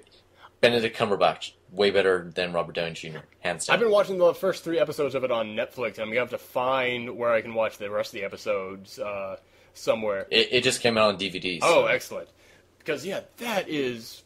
Wow, I've been impressed with that. Yeah, great. Yeah. It's so good. Yeah, I know so little about the Doctor Who... why did I say Doctor Who? So little about Go watch Doctor Who. Doctor Who's awesome. That's my words. That's what I'm going to say. Yes. Oh, man, well, it's the same writer. It is. It's Stephen Moffat, who is currently doing Doctor Who and Sherlock. And I have to say, Stephen Moffat's work on Sherlock is awesome, and his work on Doctor Who is awesome. I love the David Tennant. I love Christopher Eccleston, but Russell T. Davies' work on that show sort of got lazy on the back half of that series, but with Matt Smith and Stephen Moffat, really infused some really good storylines. And yeah, I love everything that's going on with Doctor Who, except this last season. This last season, Doctor Who it had some really great ideas, but it never really. Yeah, I'll admit that final episode of the last season, it should have been great. It's too condensed. It's too rushed. It's not long enough. Exactly, it's too condensed. It seemed like it should have been an entire thing, but also at the very end, I was kind of like, really? That's how the Doctor tricked fate? Yeah. It's a great. I love. Like when I first watched it, I was sort of skeptical on it, but once I really realized, like, I think the way they introduce, I'm not even sure if I should actually say how he escapes, because that's still pretty spoiler. Alright, tell you what, I'm gonna put up, I timestamp this thing all the time, so I'm gonna say at this moment, we're gonna do spoilers in 5, 4, 3, 2, 1, and if you don't want to hear the rest of it, then, just look at the little timestamp below, see where you should jump to on, okay, so 5, 4, 3, 2, 1, you're screwed if you stayed. Okay. So, the Tesseract. It's a great idea. Well, it's not a great idea because it's Meet Dave, which is never a good idea. Oh my god, it is! It is Meet Dave! Yeah. But I love it because I never saw it coming when the Doctor reveals that he's inside the Tesseract and he's not going to die. But I think how they introduced the episode, like, Let's Kill Hitler, that is such an episode that's it's just all over the map. I didn't know what to think of that episode. And, like, I think the title is a false indicator of what to expect. Like, it's barely about Hitler. Like, the moments they have Hitler, like Rory Williams punching Hitler, it's like, shut up, Hitler! And then putting him in the cupboard. That was great, especially when you consider with the episode with the little kid where he says, what do we do with bad things? We put them in the cupboard. Yeah, and I don't know. That episode felt like it was an amalgamation of different ideas they had on pieces of paper and said, well, we have this idea and we have this Nazi idea, and let's just put them all together. And then they have, like, it's a middling episode that has some really, really important plot development in it with River Song Melody Pond, and all that stuff. And I think the Tesseract introduction is not good, but I think it's important enough, and I actually appreciated the more time I thought about it on the ending, I thought it was a better ending than, but it was nowhere near, it was nowhere near the quality of the Big Bang and the Pandorica Opens, because those are absolutely one of my favorite Doctor Who episodes, just because they play around with time travel in such bizarre, almost mind-bending way, and that's what I actually love about Stephen Moffat. When he writes about time travel. Like, just absolutely insane. Like, the Doctor with the fez and the broomstick, and it's lovely. It's perfect. Yeah, I know what you're talking about. Yeah, those were great. But yeah, we veered, okay, no more Doctor Who spoilers. No more spoilers. Let's go back to returning now. Okay. Okay, so Girl with the Naked Eye, back on track. So yeah, it looks like a low-down version. It's a bad movie. It looks like they got all the sound effects from it off of, like, free sound effects online that you can download. Yeah, and so I was looking up the movie on IMDb, and I was looking through some of the user reviews, and there's some choice words I want to take out of some of these reviews. One person said, this film smells like Canada. It must have been made with Canadian dollars. I don't know whether that's good or bad. I was about to say, I'm not sure if that's an insult. No, I'm insulted. As a Canadian, I'm offended by that. Canada makes great quality. I was about to say, Canada makes really good movies. I don't know what this guy's talking about. That's why I'd take it as a compliment if someone said that a movie was made and smelled like Canada. Yeah, but this movie does not look good. I think that's the point. Yeah, exactly. So why is he... I don't understand why he's saying that. I don't know, but this next review, I'm going to read it word for word, because I don't know whether it's a translation, like the reviewer says he's from Germany, but I don't know. It's pretty great English, so... For everyone who likes 30s detective romance, and it's detective spelled Detektiv,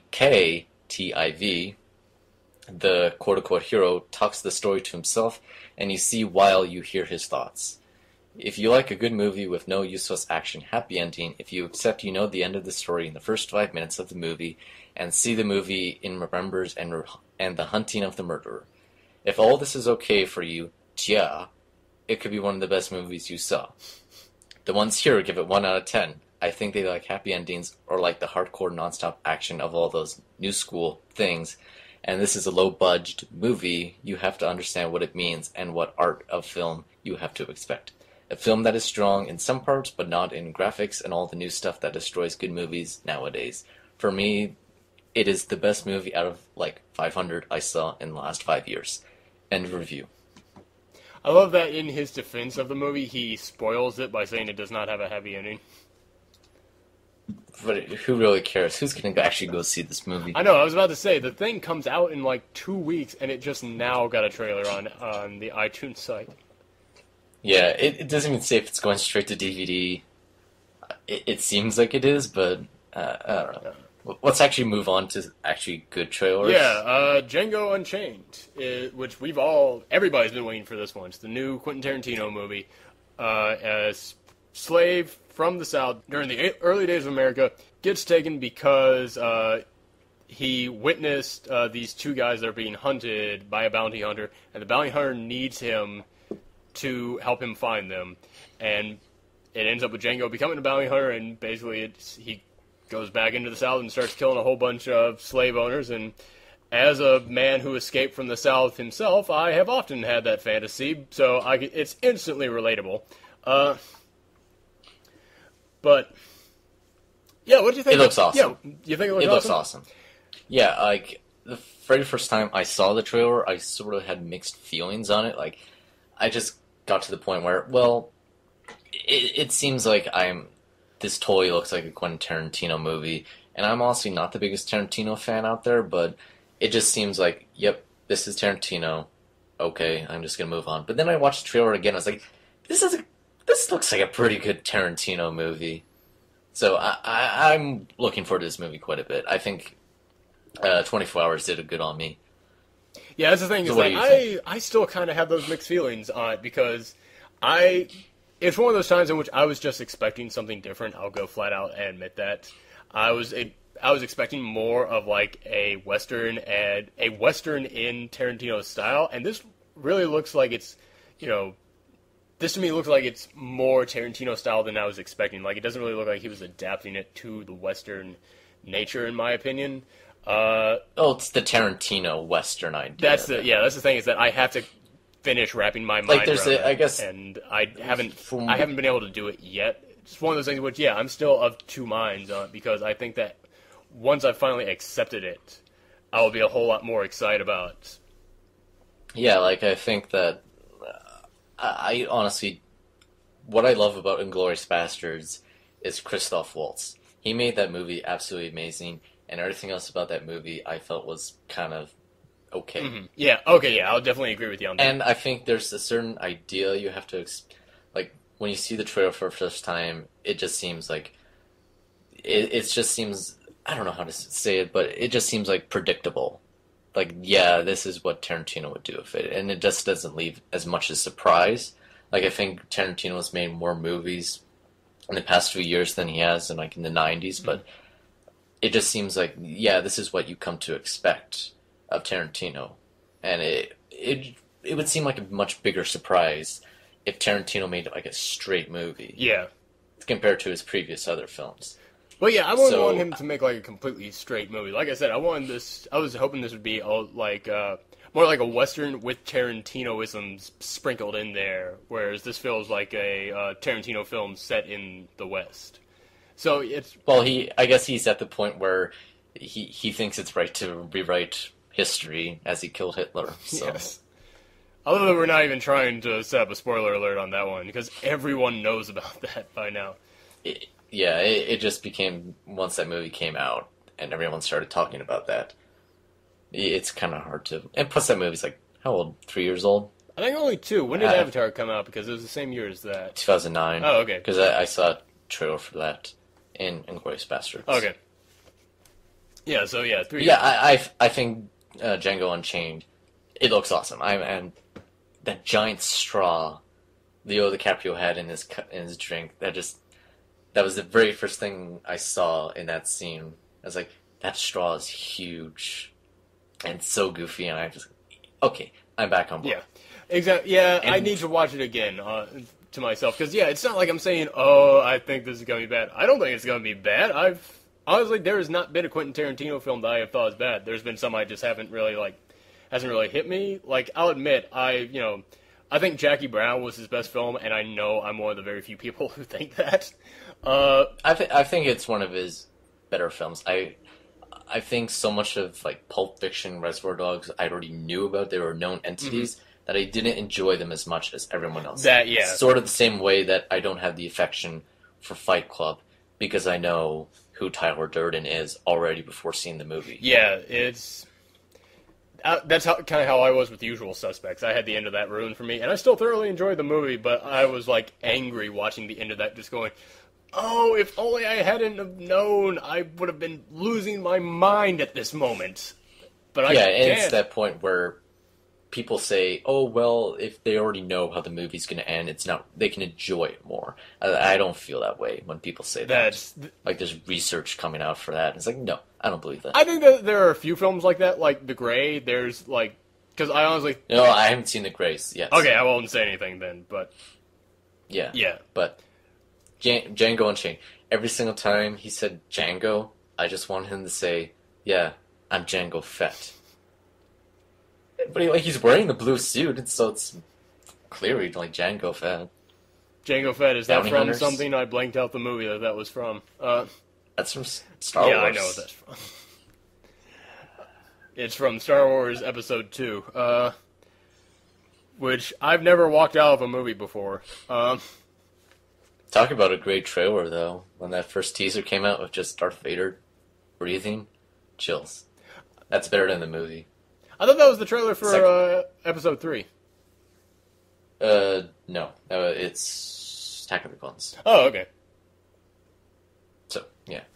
So let's move on to our next trailer, which is Flight. Oh, yes. I didn't know we were doing more than that. I have not actually seen Flight yet. Oh, I saw it before Prometheus. Oh, okay, then, oh, man, yeah. You must have seen a ton of trailers that I did not see then. Yeah, go ahead and give us that one then. So it's about Denzel Washington plays an airplane captain, and his plane starts going down, and it's about to crash. And Denzel Washington is the person who saves everyone's life on that plane. He successfully lands it, and then there's like a whole media firestorm surrounding him. It's like they want to know his story, and eventually more and more details start coming out. And just like sort of the personal revelations that Denzel goes through with the lawyer that's assigned to his case, and the film paints it out that he was drinking right before he took the reins of the plane, and that it might have been his own personal error that led to the plane crashing. But every single time, like they go through at the trailer and saying, every single time they ran a simulation with different pilots, every single pilot killed everybody on board. That there was no successful attempts to land the plane safely and save everybody's life, except for Denzel Washington, who happened to be maybe at fault. And that's what the movie's about. Oh, wow. And it's directed by Robert Zemeckis, and it's his first live-action film since Castaway, which was almost 12 years ago. Wow. So it's either his first live-action film, or he's reached complete realism in his CG that he's been trying to accomplish over all those years. So it's either live action or it's real life. So yeah, I think it looks okay. Like I think the trailer was better just because they played "Give Me Shelter" and I love that song. Right. But yeah, I think it'll be good, but I don't think it's gonna be like a word contender, except for maybe a nomination for Denzel. Like, it looks okay, but I can see sort of some shades of Zemeckis' previous films. Like, it's sort of like Castaway if the plane ever crashed on the island. Mm-hmm. Like, it's sort of that build-up to the crash. It's sort of like that. That's the sort of tone I was kind of getting from the trailer. I get you. Does it look like... Because for the longest time now, I've been waiting for Denzel to get back into his A game, and I feel like it's kind of been lacking in his past couple films. Does it look like this could be his return? Maybe. I couldn't really get that much from the trailer, but it could be. But I really liked him in the Book of Eli. I think he was really good in that, so I wouldn't really... I'll admit I haven't seen Book of Eli. I'll admit that, yeah. So I can't totally judge, but... Good. So yeah, I don't think it'll be... I don't think it'll be a critical darling, but I think it'll be a good film of that. And just because Zemeckis' sort of resume over the past... Well, ever since Castaway, his career's just been sort of a bumpy road. He's had like some good movies, some bad ones. Like Beowulf was partially interesting when there was action going on, but everything else in between just seemed like really awkward. And I think it was just a lot of that was because of the technology he was using with performance capture. And I think everything that he worked on in all those years was absolutely eclipsed when Avatar came out. Like, everyone was touting this performance capture that Zemeckis had been doing for 6 years, and Cameron just did it with one film. Just came in and stole his gig right up. Yeah. Yeah. And I actually I really, really like A Christmas Carol. I think it's a wonderful film. I think I'm one of the few people who actually believe that. But yeah, I think that that's his best film since Castaway. Okay. So yeah, that's Flight. All right. Were there any other ones? Because you were telling me about some of the other trailers coming out before Prometheus, and I didn't see any of them. Like, I saw the new Oliver Stone trailer, but that came out, how long ago? Like 3 months ago? Before Prometheus. Yeah, I saw that one too. So, you got a whole bunch of stuff that I didn't get at my screen. Well, you did not see Prometheus in 3D like I did. That's true. So, once all the trailers were finishing out, and then the theater started saying, okay, we're about to start the film, it gets this blue screen pops up in the film slate saying, Ang Lee, Life of Pi. Okay, I did that. So I definitely didn't see this one, yeah. Yeah. It was mostly because it was a 3D specific showing. Okay. Like, they wanted to show off the technology and Ang Lee, what he's doing in 3D. So, it wasn't a full-out trailer, it was just a scene. And I don't really know anything of Life of Pi because I had the choice of reading Life of Pi or Night in high school, and I chose Night because it was 100 pages. And I hear really weird things about Life of Pi, so I really know nothing about this movie, except that there's a tiger on a boat. Do you know anything about Life of Pi? I know nothing about Life of Pi. I don't even think we read Okay, then we're complete experts on this. Yeah. But hey, so Ang Lee, I just watched Brokeback Mountain actually a couple days ago, so I'm back in the Ang Lee camp now. I'm back into supporting any film that he decides to do, so... I don't really remember that movie very well. I saw it when it came out and haven't seen it since. But I'm watching it for the list of the Screen Pups nominations for best movies. Like, any movie that got, like, 2 or more votes, I'm going to have to talk about on the podcast, so I'm having to go through and, like, cram on all the ones I haven't seen. So that's why it's fresh in my mind at the moment. Was I the only person who put the director's cut of Kingdom of Heaven on there? You are the only person that put Kingdom of Heaven at all on there, but don't feel bad because everybody has at least one movie that only they put down. So yeah, I have like director's cut of Kingdom of Heaven is incredible. The original movie is sort of mediocre, but the director's cut is amazing. Okay, you gave me faith in seeing the director's cut now because I've 50 minutes longer than the theatrical cut. How long? It's 50 minutes. So a lot of more characterization comes out, and the character of the Queen, she has a very tragic story that was never covered at all in the theatrical version. Really? Yeah. So watch it and come back to me with that because director's cut, it's amazing. I'll have to hunt it down then. Because, at the moment I'm trying to find all the, there are over 300 movies we got that only got 1 rating, so I've been trying to watch as many of those as I can to see if I might want to bump it up to 2, but I'll make sure to find that one before I actually put the list together to see if I can bump it up to a 2 vote nomination. Yeah, so, okay, Life of Pi. Scene opens with this Indian boy stranded on a lifeboat, and there's a Bengal tiger in the boat with him. And I'm pretty sure the Bengal tiger is completely CG. But the tiger looks really amazing. Like, all that technology that you see with... It reminded me a lot of the... the Golden Compass. Mm-hmm. Like, all that alien... not alien, but animal technology, but, reach the next physical step or an evolution of technology. And it's put into this film. It feels like that. Because the tiger looked amazing. Sometimes I felt like the tiger was real. and that's how like seamlessly it was blended in. But then there's these fishes that have wings, and they kind of skip over the surface of the ocean, and they start hitting the boat and hitting the boat, and then one big fat fish lands in the boat. And I think the boy is Pi. I'm not really sure, but he grabs like an oar and starts like battling the tiger over the fish, and he just like keeps stabbing him, like not really hurting him, but fending him off from the fish. And then he successfully gets the fish and he takes it over to his side of the boat, and the tiger sort of backs off into his corner. And that's the clip. That's what was shown before Prometheus. Interesting. Yeah, like everything visually looked incredible. I think Ang Lee's use of the 3D is more gimmicky. Like a lot of it is these flying fishes flying straight into, like, out of the screen. So it's like that gimmick idea of something jumping out on the screen and like trying to scare you and flinch you. So there's a lot of that, but yeah, I'm curious about this, and I think Ang Lee it seems like he's a good choice for this source material, because a lot of people have been just saying, yeah, this movie is unfilmable.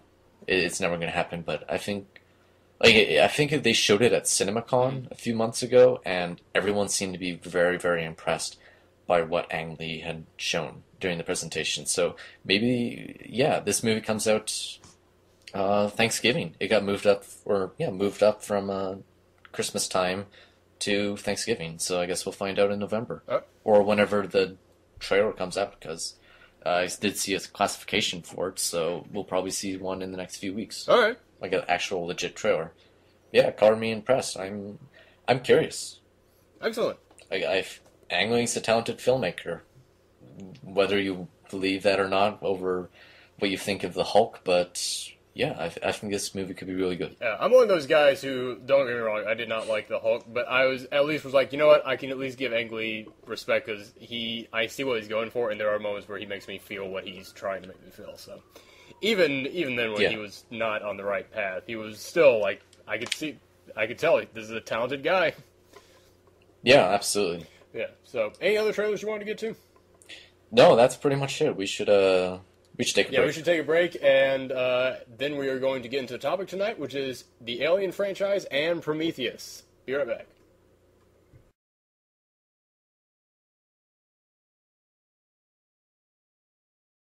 We're back. Yeah, we're back. Oh, jeez. I dropped the gun. I'm sorry. It's fine. We have to record without air conditioning on, and it is summertime, so we gotta take breaks every now and again. Oh, I opened my window. I got a breeze. Yeah, if I open up my window, I just get the smell of garbage coming from the alleyway behind me. Yeah, I live in New York, and New York is the worst time to have fresh air coming to your apartment from anywhere, because I got pollen, and I have allergy. Allergy season started yesterday for me, so I'm feeling great. That was the other reason I had to move out of the South. My sinuses felt like I was going to explode each year, and I'm not the only one. I have so many other friends who just had to move out of the South just because the pollen season gets worse and worse each year down there. Yeah, I spend probably over $100 on antihistamines. None of them work for me, so... The sad thing is, with me, Tylenol, Tylenol Sinus used to work great. It was the only medicine that worked very well for me. I could take it, no problem at all. Then they found out that you could take Tylenol, something in the Tylenol Sinus, and use it to make crystal meth. So they had to change the recipe, and now it no longer works. Oh, great. Which makes me wonder, if I take crystal meth, will it cure my sinuses? I only want the blue stuff that Walter White makes. Yeah, you were telling me about, before we got back from the break, you were telling me about Breaking Bad, and I was saying that I watched the first episode of it. I really liked it. I thought it was great, but I could just tell I'm not going to be strong enough for this show. I could just tell I was not going to have the mental strength to keep up, to deal with all the drama that was going to come with this show. Yeah, there's some really rough stuff in there, especially with drug addiction and what happens with drug addiction and you're sticking with it and how it destroys your life. That's covered in sometimes a disturbing level of detail on that show. Yeah, I'm barely Definitely strong enough not for Weeds, so... Well, I have not seen Weeds, so... It's an amazing show for the first 3 seasons. Then the main character becomes the biggest bitch. So, it's check out the first 3 seasons. It's worth it. But after that, but yeah, I've always compared Breaking Bad to weeds the same way I would compare crystal meth to weed. It's basically the exact same level of difficulty as it goes along, and as you slowly get into it, like weed starts taking more and more darker turns. But Breaking Bad, I've heard about the darker turns it takes, and it's like, they put that on television? AMC, baby. AMC. Anyway, we should get on to Alien, or this will be a 2-hour podcast that no one will listen to. We're almost approaching 2 hours, and I haven't even recorded the intro I'm going to do with Michelle on this. So yeah, let's go ahead and get to Alien. The whole point of this, the Alien franchise, I don't need to tell you guys, we're movie fans. Alien is one of the few films I actually give 5 stars to. When was the first time that you watched Alien? I saw Alien first time in high school. I got the Alien quadrilogy, and then I just basically sat down and watched all 4 films over the course of a couple weeks. Yeah, and I absolutely love it because it is one of those, people this is something that I don't even need to explain to the screen community because we're smart enough to know this, but the average public still thinks of it just as being a science fiction film, and it's not. It's a horror film set in space. And that's one of the reasons why Prometheus does not work. Yeah, we'll get to Prometheus when we go in the order for it. But yeah, with Alien, there are so few films that actually scare me, and Alien was one of the few that did it. It's one of the reasons why I had to just drop down and give it 5 stars, because it made me feel a way that so few films have. And it's an amazing kind of like psychological thing too. I first watched it when I was in college, and I was taking a course on horror films, which might explain my line of successful careers after college, because I took a class on horror films. But I had a teacher who was a Freudian nut, and he basically kept saying that all horror films relate back to Freud in some way. Like, all fear comes from something that Freud has taught us. Like, it has to do with our mothers, or it has to do with sexuality. And basically, in the beginning, we all kind of bought into it, but then eventually we all just started rolling our eyes at him and going, okay, whatever. Well, you do that with every professor you have, really, in college. You kind of do, yeah. He brought up so much that I swear to you, I never took a psych class in college, and yet I know more about Freud than most people who did take psych classes, just simply because it was what he covered mostly. We had to, actually read Freud's stuff for that class, but we got to Alien eventually, and when we got to Alien, I went, okay, this is the one that I'm going to buy. This is the one where I can believe you, because that movie is that thing is loaded with, Freudianisms in it. The ship is called Mother. The alien itself, it looks like some kind of a, male object coming out of his chest. It's loaded with it, so we were fine. That was the one movie, even at the end, the escape pod looks like a womb, and the alien is dangling out on the cord of it. It's full of Freudianisms, and that was the one movie all year, aside from Eraserhead, where we actually all just kind of went, okay, Professor, you know what you're talking about. Yes, there are Freudianisms in this. Until he got to the end, and he said, and I swear to you, he actually said this in class, and why do you think that she went back for the cat at the end? And the whole class was silent. And then he goes, because the cat is a pussy. And then you could just feel the entire room realize he was full of shit in one eye roll the entire class shared. Cat was male. The cat was Jonesy. His name was Jonesy. I figured that she went back for the cat because it was it was supposed to be some kind of a motherism thing, or because it was kind of a, hey, I gotta save something on this ship. I gotta save some other living thing on this ship. I can't leave any, or because, the monster was just that terrifying that she didn't want anything to be trapped on there with it. I would have saved the dog. I wouldn't have left the cat. If there was a dog on board, save the dog. I was about to say, in that situation, cat, leave the cat. I was about to say, I would not go back to that cat. It's a Screen Pups podcast, after all. I was about to say, that was the perfect movie for people who hate cats but love dogs, because if you had a dog on that ship, first off, you wouldn't need to go back and save it. The dog would come with you. The dog would be right there with you. It would not leave your side. I'd want the dog from I Am Legend to be with me on that ship. That was the best character in that movie. Pretty much. I cried when Sam died. Whoops. Spoilers.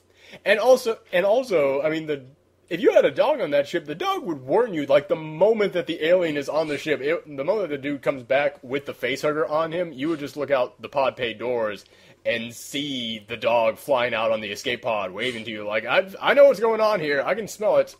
Well, dogs got their comeuppance in Alien 3, depending on which version you saw, so full circle. Yeah, Alien 3 is kind of hard for me to remember, because oddly enough, Alien 3 was the first movie I saw, because when I was a kid, Alien was like being aimed at kids. Like there were toys and comic books and commercials for the alien all over the place. That's weird.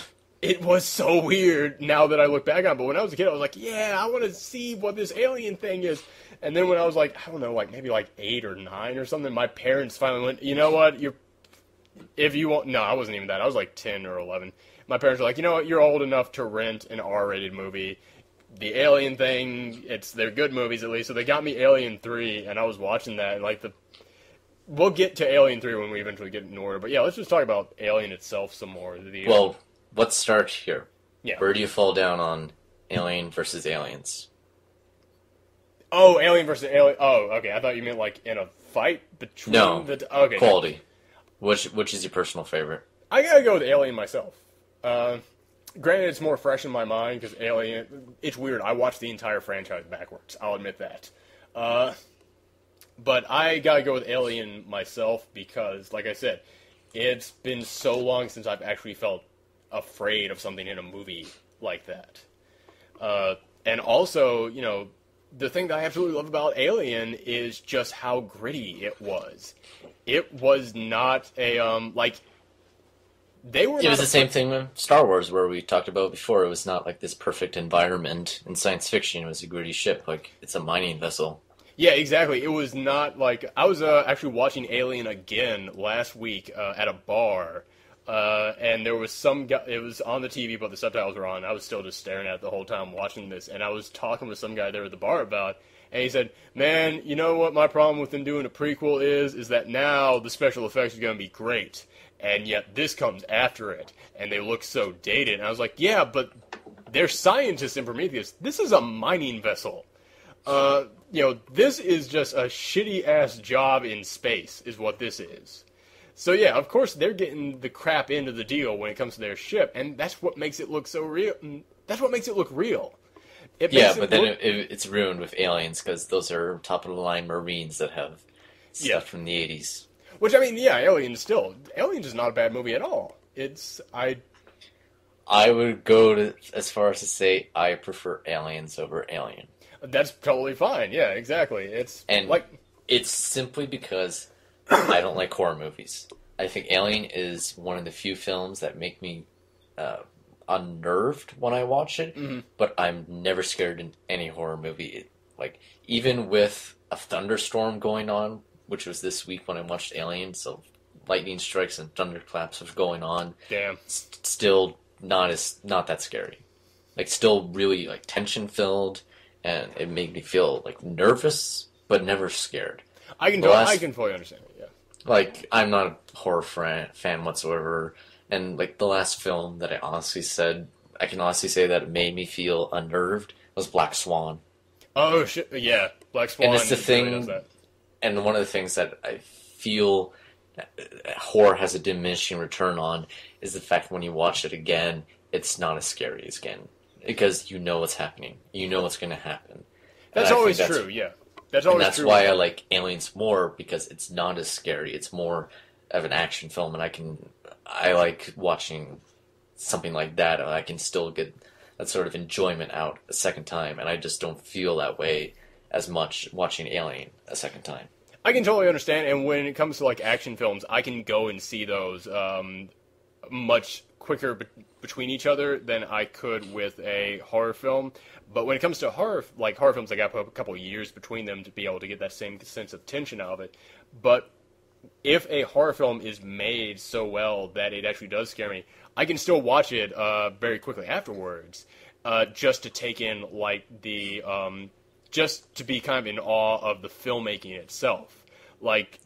In Alien, and that's what makes Alien so interesting, is because Ridley Scott is such a talented, visually driven director that makes Alien such a great film to rewatch. Yeah, and the alien itself, the xenomorph, those are such great horror movie creatures because I didn't realize it until I was watching it in that bar, but when the alien is going around that ship killing people, it's not eating them afterwards. Like, I don't know why, but I always kind of assumed that it was doing that the first time that I watched it, but then when I watched it the second time, I kind of noticed that, yeah, it's not eating them. This is a creature that kills just to kill. And there's something you never see corpses. You never see corpses in Alien at all. No, you do. You actually do you? Oh, who was the guy? Yeah, you don't see the janitor guy or whatever it was, the old guy who ends up getting taken out. You don't see him, and you don't really see any of the other ones. But the last two who he kills, the super tomboy girl, and I'm forgetting his name, but the guy who looked like he was out of the Warriors, had the headband on. Harry Dean Stanton. Harry Dean Stanton. That was no. He's the no. Oh man. Yeah, I know who you're talking about, but it's not Harry Dean Stanton. I'm wrong about that. But yeah, Harry Dean Stanton is in that movie, but it's not him who gets killed. Yeah, but it's those last two that he kills. Ripley goes back into the ship, and she is looking around, and she then actually sees their bodies, and they're not. And it was at that moment, because yeah, like you said, but you don't see their bodies like up close, really. Well, you do kind of see that they've got like I believe on Harry Dean Stanton, or the guy who we think is Harry Dean Stanton. You see like the spot where the alien like attacks it or something, but then there's like no like chew marks or anything. There's no like it doesn't like eat him or anything, and that's what really kind of got to me that second time that I watched that movie. I kind of realized this is one of the things that makes Alien such a creepy monster to me, is that it's not some wild creature going around killing to feed. It's going around to kill just because it just has some primal instinct to kill other things around it. Yeah. And yeah, that's what, you always say that some of the best monsters in horror films are those ones that you can't reason with. There's nothing there, the werewolf or, Jason. Those are just, juggernauts coming after you. Which is why those further films, like 3 and Resurrection, do not work, because they tried to do that. Yeah, exactly. But yeah, the alien is basically just a shark and a shark and an army ant together. It's the perfect killing machine because that's all it wants to do. And the idea of being trapped on something where you can't get out, because that's what there are very few horror films that actually like scare me. There are some that make me tense, but there are very few that scare me, and the ones that do are ones where no one can leave. Like, I'm not really afraid of, Jason or Mike Myers or those guys, because, yeah, it's a guy with a knife. I can run from a guy with a knife. A guy with a gun. It's even the isolation effect that space Yeah, exactly. gives. So, yeah, the fact that you are on this ship and you just cannot get out, and there is a thing there that you can't defend yourself against, that was one of the things that really got to me. And throw in the great, I've always pronounced his name wrong, but Giger? H.R. Geiger. Thank you. I've always pronounced his name wrong. But I might be saying it wrong too, but I hear it. I've only known as Geiger. We know everybody out there knows who we're talking about. But yeah, throw in those really great designs from him. And I love in Alien that this is going to be a weird compliment to give it, but they're not afraid to get gross. And I don't mean that in like the Saw movie sense where it's just, oh, look, we're cutting someone. Isn't that disgusting? No, man. It's the saliva. And the goo that kind of excretes out of its mouth. That's gross. Exactly. It's the fact that they make it look biological. The fact that they make this look like some kind of, organism. I mean, when that egg opens up and you see, like, the inside of it, it makes it look like it's a real thing. And that is what really kind of got to me, is that every bit of this looked very real to me, even to this day. And I think Acid for Blood is terrifying. It's naturally terrifying that even something, when you stab it and try to kill it, it could kill you. That actually, to me, was probably it's going to be weird to say this, but that was probably the scariest part of that whole movie to me, because when you see the acid just dripping through the floors, it kind of hit me, wow, this thing, just by cutting it, there's this acid dripping down, and if it gets to the bottom hole, you're all dead, and you can't stop it from going. That is such a great tense moment to me in the film. Do you think space mining insurance covers Acid for Blood burns? It's an insurance company. They're going to find any way to get out that they can. It's Weyland-Yutani suit. No. It's not covered.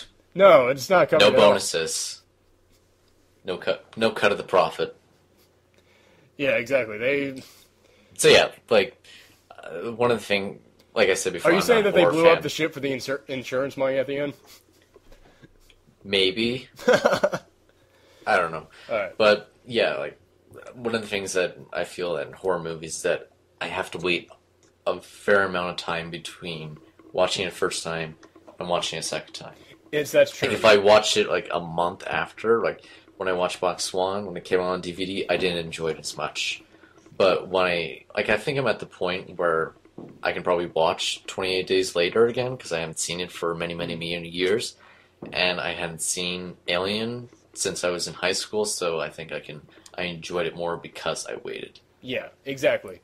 But yeah, So I've got on about Alien. You said Aliens is your favorite, so yeah, you give us kind of your rundown of it. Hudson. Like, high points, low points. That's pretty much it. Like, I love Hudson.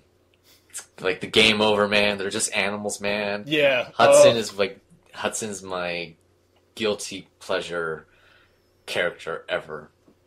Like, he's one of my, I don't know. Hudson's one of my favorite things, and I think if there's a sequel to Prometheus, I want Hudson's dad in it.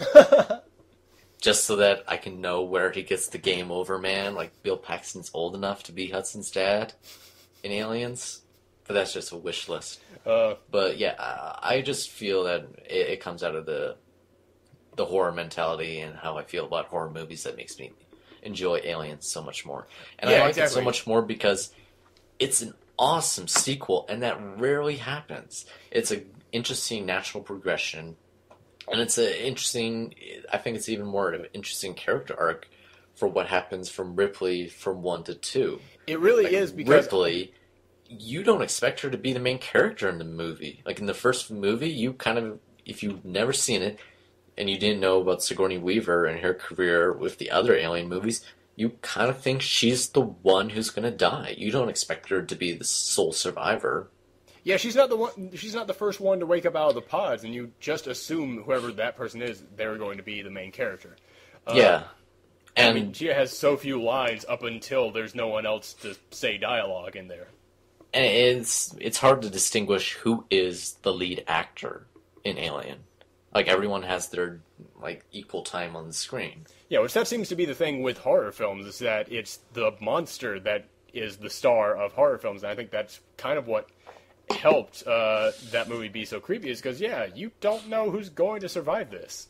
Yeah, and then making Ripley into an awesome female action hero in the second one and have all these interesting characters. And James Cameron single-handedly inspired probably 2 decades worth of video games and Space Marines out of Aliens.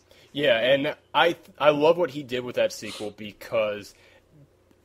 if you have the same monster but with different people, then yeah, you can try and make another horror film. But if you have the same person and the same monster, you can't have that same person be afraid of the same monster again. So he realized, no, this time they're going to fight Let's just give them back. all the monsters. Give them exactly. so many monsters that they can't handle it. Exactly. This time they fight back, and that's I think that was such a great turn to take with that. Did you? And I love, even in Alien, I love the reveal of Bilbo Baggins being the Ash. Of Ash being the android. Yeah, that's a great reveal that you never see coming the first time around. I know, that was so creepy when he gets up and he's got no head on anymore. He's just bleeding milk. He's like terrifying. Sweating milk on there, and you have no idea what that is when he's doing it. What is going on? Yeah, exactly. And then he's a robot. Yeah, exactly. Going back to one of the things that I did learn from that horror class, it's Sigmund Freud's theory of the uncanny, which is things make us feel so unnatural and uneasy when something looks normal, but then there's just something slightly off about it. So when you see this guy who looks normal and he starts sweating milk, it makes your skin crawl just because you don't know what that is. You don't know what's wrong with him. I mean, we just saw a creature come out of somebody's chest a couple minutes ago. You don't know what's about to come out of this guy. Yeah, and I think that what they did with Bishop in Aliens was also interesting too, with the progression of what happened in Alien, and then having Bishop like Ripley, knowing immediately in that very first scene where she meets Bishop, knowing that he's an android. Oh yeah. And having that uneasy tension, and having creepy Lance Hendricks act really, really creepy, like staring at people while staring into microscopes and all that stuff. Like, there's that tension there, and then like his known, like that comment he makes at the very beginning of the movie where it's like, oh yeah, that previous model, he was quite twitchy, which is something that also kind of leads into Prometheus, if you think about it. It does. But we'll discuss that later. And you were going to say something until I interrupted. Yeah, I was going to say, did you ever hear about how James Cameron pitched Aliens? I know some of it. I just know that they were willing to wait for him to make Terminator to come back to this movie. Right. Basically, like 90 pages of what they loved, and they wanted to wait. Yeah, basically what he did Which would never happen now, if you think about it. Basically what they did is that they asked him how does he plan on doing a sequel to Alien, and then what he did is he got in there a chalkboard, or a dry erase board, and he wrote on there very slowly, Alien, and then he just slowly wrote the S on there, and then he just turned the S into a $sign, and then they decided to go aboard with it. That's pretty cool. I always kind of like that, because whenever people tell me, oh, so many sequels are just made for money, it's like, yeah, like Aliens, and that was a great one. It's one of the few great sequels out there. Yeah, the producer gladly gave him cash, gladly funded it, because he told him, this is going to make you a boatload of money. Yeah. But yeah. So let's go into the third one. Yeah, we've talked about how much we love Alien and Aliens, so let's move on to the lesser quality movies of the Alien franchise. It's so weird for me to think that this third one was done by David Fincher. It was actually shocking. His first movie. It's almost heartbreaking so, too, at the same time. Although I will say that as soon as I found out about that, I had my little drop the coffee cup moment in which I looked back at the movie in my mind, and I was like, I can kind of tell. Like, there are little David Fincherisms in there. Yeah, but it's like he quit right after filming finished, and so none of his... Like, one of the things that... I watched the assembly cut version, and it kind of... When I thought about it a little bit, it's like, you know what? His vision for a director's cut, like all the other movies are director's cuts, that there's probably never a version of David Fincher's movie that exists for Alien 3, and that's why he would never sign off saying, yeah, this is a director's cut of my film, because probably his version and vision of that film probably never even made it on the film. Yeah, I can tell. Yeah.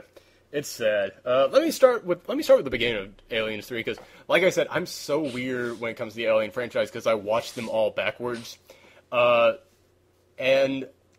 two. The one I watched was the assembly cut version, which is very different to the theatrical version, which you were probably going to talk about. Yeah, because I want to ask you, the first time that I was ever actually even exposed to aliens was with this movie, and it opens up with them saying all the characters from the last movie are now dead.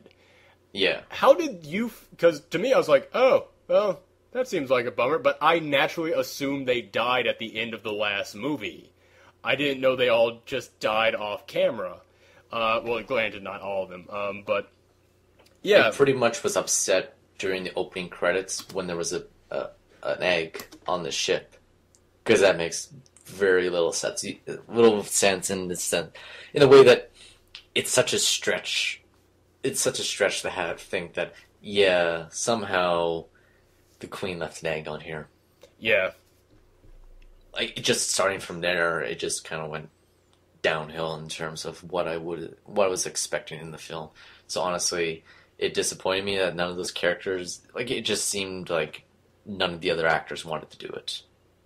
Yeah, which is weird considering that one of them is a little girl, and, I mean, she spent the entire last movie trying to save that little girl, and that just seems like such a disrespect to the fans of the franchise, that they're basically saying, yeah, that thing she was going for, that she was working so hard to do in the last one, it failed, and it failed off camera. In some literary sense, I think that it could be powerful, but like something, like in some sort of book where a character's fighting to save all these characters... And in the second book, at the very beginning, that's all gone. Everything they fought so far hard for, that's just gone. But in Alien 3, it just doesn't work that way. Yeah, exactly. It's one of those things in which you would have to do it just right. But Yeah, I have But such low memory of this because I saw it when I was a kid, but I remember when I saw it as a kid, all I could... I watched it on Thursday. You watched it on Thursday, so yeah, you're going to Yeah. talk a lot more than I am, but I am just going to say that when I was a kid and watching this, I was still in that stage in which I thought all movies were good, no matter what, and I remember just watching this one and just going, there's something weird about this. There's just something not right. Yeah. Even at a young age, I could tell that nobody really knew what they wanted to do with this film. Yeah, so I watched the theatrical cut version first. And that was many, many years ago when I watched all the other movies. I watched the assembly cut this week, and I barely remember anything about the theatrical film that I can compare it to. Like, the very first hour and 20 minutes, you barely see the alien. And that is supremely frustrating in that version. It's like this idea... I don't know. It is this idea that there's this prison and there's like this religious part of it, and that seems like something that should be in another film that they just decided to put an alien. And that stuff's not interesting on its own to make it like only have three very brief appearances from the alien, and then he just shows up halfway through the film and then it's on. Mm-hmm. And most of that stuff in that first hour 20 minutes is not in the theatrical version. Oh. So there's like a part of that movie where they try containing the alien in this like decontamination zone, and pretty much they're trying to like line all of the tunnels and with like gasoline or some sort of liquid, so they'll burn it out and then push it into this decontamination zone. And then the alien kills one of the people that's like lining the walls, and then he drops a flare and everything starts blowing up and killing a whole bunch of the other prisoners. But they do secure the alien in the decontamination zone. I remember that scene that you're talking about. I remember when I watched it as a kid, I just turned to my friend who was sitting next to me and I said, "Do you understand what's going on?" And I just was like, "Maybe." Yeah, so, that's all that stuff's like really expanded upon, but none of it's interesting. Yeah, exactly. And I'm not sure. Was the subplot about the one character, actually the character who was like so entranced with like the beauty of the alien, was that guy in the theatrical version? Oh, like that he opened up the decontamination zone. Oh, and let oh the yeah, alien I loose do remember again. him. Yes. So that guy is Paul McCann. And he was the 8th Doctor on Doctor Who. He was in that awful my God. that TV movie they made. Yeah. He was that. He's the Doctor in that. And the guy who's Morse, he's the only survivor in Alien 3. He was in a Doctor Who double-parter with David Tennant, too. So it's like, this thing, none of these people knew that they were going to be in Doctor Who, but now with that knowledge, I was a little bit happier with a very bad movie. Yes, I would love to see the Doctor take on the Xenomorphs, by the way. He failed, but otherwise. That's true. That's probably how the 8th Doctor ended up regenerating into Christopher Eccleston. Yep. We never saw it we're happen. trying It to could fit be in the- canon. We don't know. Yep, we're just filling in the blanks. Exactly. But yeah, Alien 3, it's boring, but the last 40 minutes is actually pretty entertaining when they're trying to get it. When they're chasing it through the tunnel, that's like, it's a thrilling moment. Like when they actually have the perspective. I was going to say, that was the one part of the movie that I actually remember digging, was when it actually goes to first-person point of view with the alien, when it's like crawling on the ceilings and everything.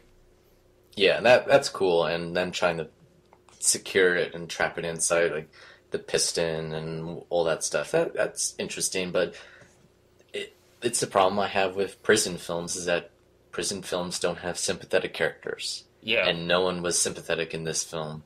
And I just felt that Alien 3 was where Ripley was not interesting anymore.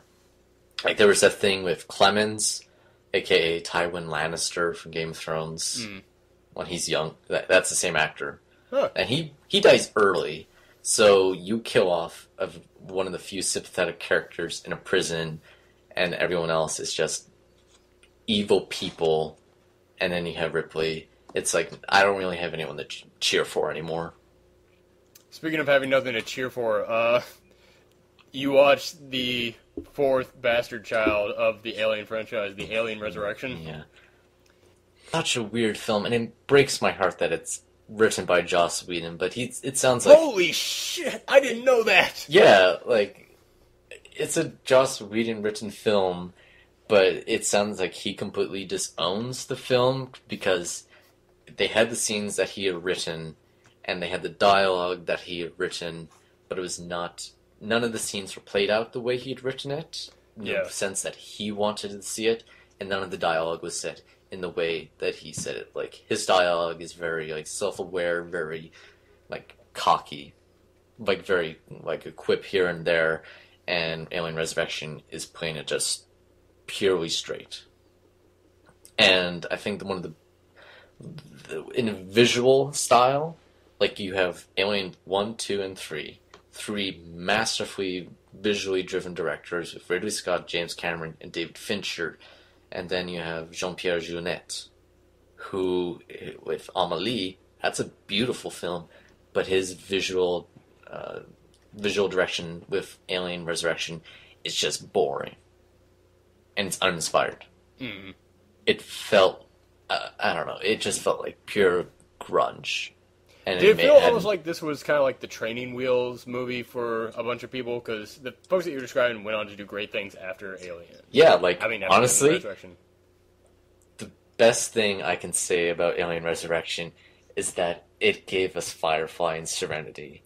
Yes. That's the hope that I can bring out of Alien Resurrection, because that crew is basically the crew of Firefly. And...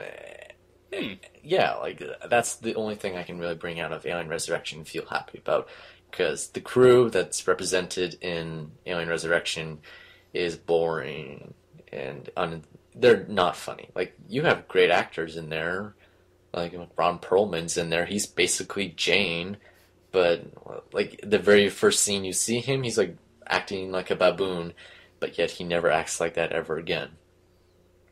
And it's just like a lot of weird different things, and yeah, and at the very end of the film, they crash the ship, but at the same time, it's like, at the very end of the film, Ripley says, "Oh, good job, you saved Earth."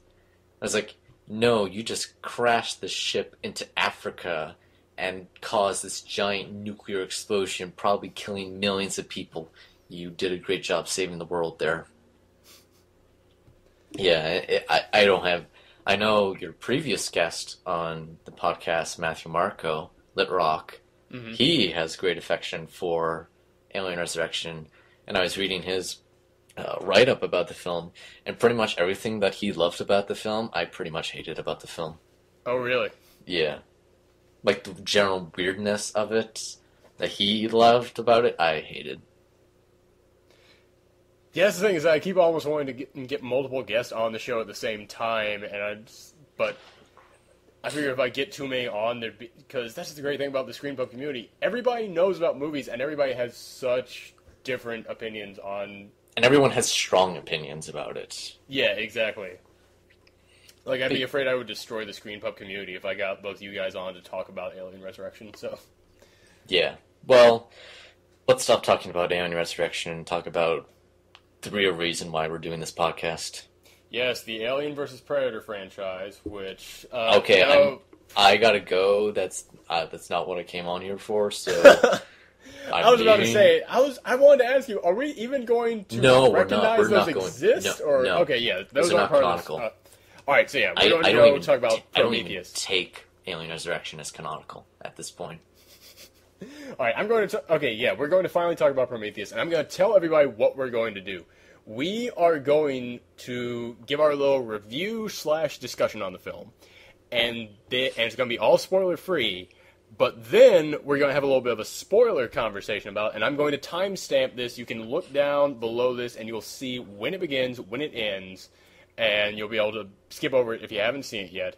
But there are some things in this movie that we can't talk about, but need to be talked about, unless we absolutely spoil it. So our third timestamp. Yeah, all right. So there's a timestamp. We will ruin this movie for you if you keep listening to the spoiler part. Yes. All right. So you can listen to it now. This is the safe part. I'm just gonna go flat out and just ask, what do you think about Prometheus? Uh, Yeah. Okay, so I read your review for it on the site, screen.com.com. Well, not .com.com, but you know what I'm saying. yeah. I read your review. I liked it more than you did. I think it was Really? a pretty good movie.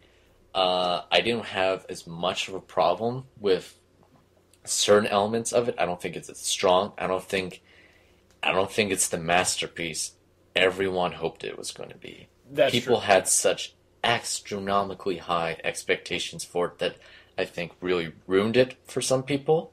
Like, it sounds like the greatest thing of Ridley Scott going back to science fiction and going back to the Alien franchise.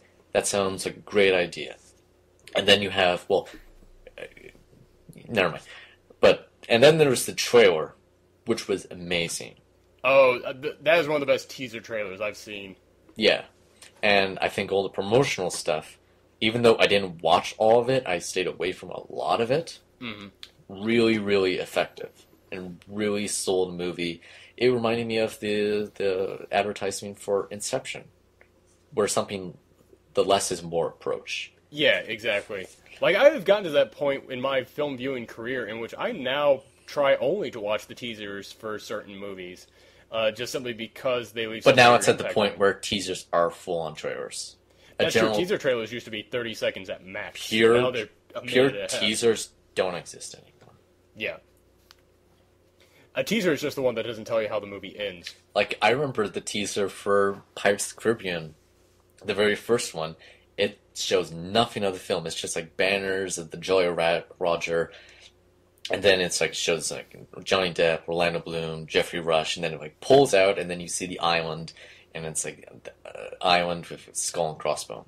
Well, just the skull basically, and that was it. That was the entire trailer, and that stuff doesn't exist anymore. Yeah. Well, I don't know. I'd say that The Dark Knight Rises teaser trailer was a very good actual, like, just teaser of it. Yeah, but they barely filmed any of that stuff, and they had to have something out for Harry Potter That's to get true. people jonesed about it. That's true. Yeah. I don't. Nobody knows what it actually would have been like if they had filmed more of it. They probably would have tried to shove some more in.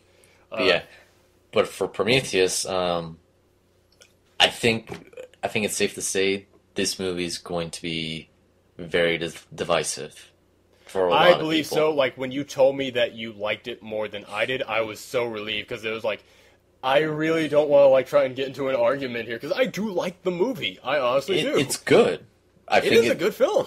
I think the alien connection and the expectation ruins it for a lot of people, and I feel a lot of people are blaming Damon Lindelof, which I think is unfair because I think they're still willing to. They want to go cut for blood for Lindelof for ruining Lost for a lot of people, and I think people still have that in the back of their minds, so they're willing to just blame Lindelof. I have read so many I have read so many not critics, but like people on the internet in like forums commenting on this, saying this movie was basically Lost to me. It's it was basically just taking Lost and shrinking it down into. And People in are 2 hours.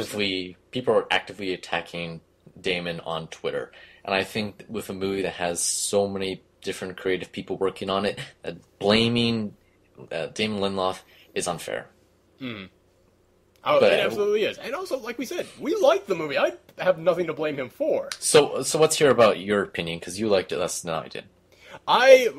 Honestly, I did like this movie. It was just the very final bit of it that just kind of made me go, really? And just kind of made me drop my review down a little bit. But aside from that, when I went into it, it's a pretty slow opening to it, which, I mean, is not bad. I'm totally fine with the It's slow a slow opening. burn, and that's probably for the best. Yeah, and I absolutely love films with a slow burn, but throughout the movie, I was kind of like, oh, please don't let this be bad. And the fact that it had the slow burn, it kind of had me on edge, kind of going, what's going on here? But yeah, when it actually gets good, then I was happy with the slow burn. I was happy with that slow intro. Yeah. And then This it movie gets is- into... It gets into... oh, Go sorry, ahead. Okay, this movie is flat out gorgeous. Oh, it is. Visual effects are amazing, and I'm a big sucker for sort of like I don't know, invisible or not like heads-up display sort of thing, like screens just popping out of thin air.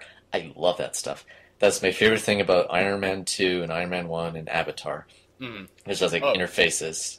Yeah, exactly. I love that stuff, and Prometheus has so much of that. It's like, oh, future stuff. I love it. It's got some really great stuff in there, and the ship looks cool. The ship does. So I mean, cool. there's a scene at the beginning in which they like have a message from the guy from the Wayland Corporation, and it's a holographic thing that takes over the entire room, and that is that kind of imaginative stuff that I love. Yeah. My only problem is that it said in the year 2089, I thought, and I was like, dude, there's no way we're going to be there by 2089. No, yeah. We're not.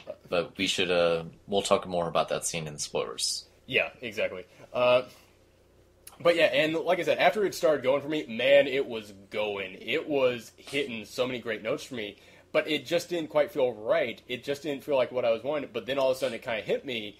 I was expecting this to be another horror film with sci-fi elements. And it's not. But it's not. It's a sci-fi film that has some horror elements to it. And once I realized that, I was totally on board. I was absolutely loving it.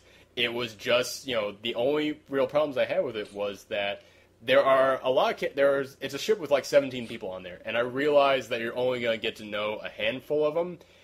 But there's like, 2 or 3 characters in there who... I feel like they tried to make us get a sense of who they were, but there wasn't really anything there. And also, there seemed to be, the idea... This is not a spoiler, by the way, because they say it in the trailer and they say it in the first 2 minutes of the film. The idea is they believe that man came from aliens, that some alien race created man on Earth, and so they're trying to find where their maker came from. And there's kind of this story of how Rooney Mara, Not Rooney Mara. I wish it was Rooney Mara, but it's Noomi Rapace. The other girl with the dragon tattoo. Thank you. Noomi Rapace. What did you think of her? I thought she was good in this. In fact, I actually have a lot more respect for her in Girl with the Dragon Tattoo now that I see such a different side of her. Yeah, she's good, but I'm in the minority camp. I did not like Charlize Theron. You're not in the minority on that and that is one of the things in which she played it so straight that her character seemed one note. Exactly, that was one of the characters I meant when I said I wish we had gotten more of these characters because she seems so one note and she's such an ice queen in this. It's like, does she know she's not filming the Snow White movie anymore? Yeah, and I just wanted to go. There's got to be a reason for this, and then I kind of in my mind I instantly figure out. It's probably because of this, and then they reveal it, and I'm just yeah, I saw it coming, and that's not enough for me. I needed more of a reason for why she's such a hard... Another thing we'll talk about in spoilers. Exactly, that's going into spoiler territory, but yeah, and I did not really care for her in this, and I'm a big Charlize Theron fan. Idris Elba, by the way, thought he was... Great. I loved him in this movie. I thought he was great. A woefully underused actor in so many movies, which is why... Pacific Rim should be awesome, because he's the lead in that. Oh, yeah. He beat out Tom Cruise for that movie. Oh, damn, I didn't know that. That is good news to hear. But yeah, and aside from that, the only other thing is that with, and I'm going to keep calling her the wrong name throughout the whole movie, but Girl with the Dragon Tattoo girl, there's this, like, a little backstory of, they're trying to tie it into what is God, and, does she still, and, is there... should we believe in it? And a lot of people were upset about that, which honestly, for a movie that's exploring the sort of the origins of humanity, if there's no discussion of religion, there's something wrong with that.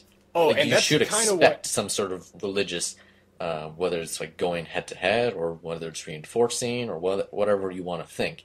Religion has a place in this movie. And I absolutely agree with you, but that's kind of my problem with it. It's not used in the right way in this movie. Yeah. But I'm glad it's in there.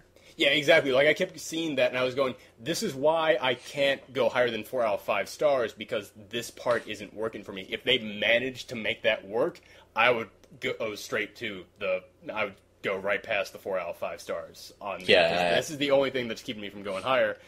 And then at the very end, at the climax of the movie is so, like, I was on the edge of my seat throughout that entire thing. There's some parts of that sequence that I do not agree with, but a lot of that stuff, a lot of the stuff building up to what I did not like was awesome. Yeah. And Michael Fassbender is the best part of this movie. Michael Fassbender is great in this. My girlfriend now has a crush on Michael Fassbender, which, considering the fact that he's a robot in this film, kind of makes me curious. My man crush for him started in X-Men, so... Oh, I was about to say, I'm shocked that she did not get a crush on him in X-Men. I had a crush on him in that one. And he had a mustache in Inglourious Basterds. Oh, yeah. Either way, we're going to have to rent Shame now. But I'll watch it for Curry Mulligan. Ooh. Anyway. Get that out of my head. Yeah, Michael Fassbender. He's great. Yes, Michael Fassbender is fantastic in this movie. Idris Elba is fantastic in this. And the android sort of, there's Alien, it's Ash, so A. B for Bishop in Aliens. Call for C in Alien Resurrection, and D for David for Prometheus. Did not know that. So what's the next movie if it's E? So David will be in it again. I'm calling Eric. Eric. Excalibur. I don't know. That could just be the name of the ship. Maybe. Excalibur has an AI system? I don't know. It has to be something Greek for the next film. Oh, yeah. Let's see. So yeah, I was fully prepared to give this 4 out of 5 stars, except that I gave it 4 stars.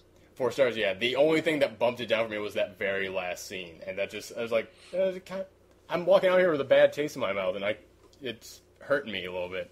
So let's move into spoilers. Let's just say we both like the film. Before we go into spoilers, let me just say one more thing, which is that the creepy and horror elements in this movie are very effective. There is one particular scene which, it's one of the few. I have not had an experience like that since watching the original Alien. So I disagree with you with that. Oh, really? I don't think the horror stuff works. Really? Yeah. Okay. Well, yeah, like we just said a little while ago, it is much harder for you to you don't really get scared at movies. No, not at all. And I feel that because Prometheus was not the sort of horror tension film that we were expecting because of Alien and that connection, that I feel that whenever Prometheus tried it, it just didn't work out the same way that I was hoping for. And I feel that there's there's a couple jump scare attempts that I feel I think other people were scared by that, but I saw it a mile away. No, the jump scares worked with me, I'll admit that, but I guess I shouldn't say that I was scared of this movie. I wasn't. I'll say that, but I was tense. Like it is a thriller because I was thrilled during these scenes. I was thrilled, but not at those scenes, and I didn't feel any sort of tension. I get you. But that's just, it boils down to personal preference. It really does, yeah, exactly. It's like I cannot blame anybody for not feeling that way at those particular scenes, but... And that's why we have podcasts like this. Exactly, and I will say this, there was one scene in which I thought that there's a creature that you see, and I thought, that kind of looks just weird to me. It doesn't really work for me.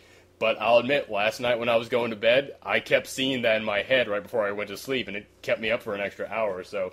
it's one of those things in which even when I wasn't really feeling it in the theater, it kind of was like a time bomb just sitting there waiting to go off. So for some guy who does get thrilled at, at certain movies like these, who is kind of like I wouldn't even say a horror fan, because I admit that like 95% of all horror films are trash.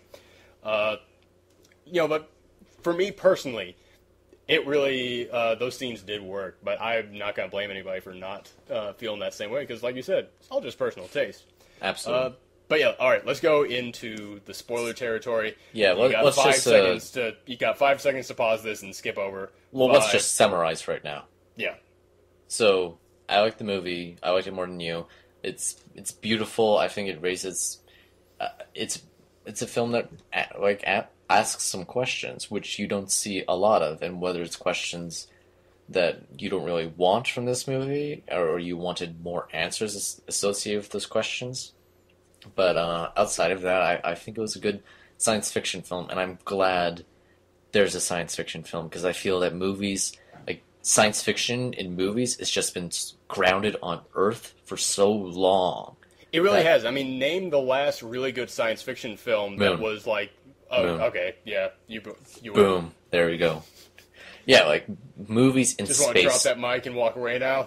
I don't want to drop my computer. But yeah, I think I hope Prometheus is sort of a guiding light for more movie studios to produce these movies that take place in space, because I think space has been something that has sort of died off with how the general public. So yeah, I think science fiction needs to be in outer space again. I think we've been staying on Earth for far too long telling those stories. I think it's time to tell some stories in space, and I hope Prometheus is the sort of the kick in the pants that the movie industry needs to set more of those movies out there.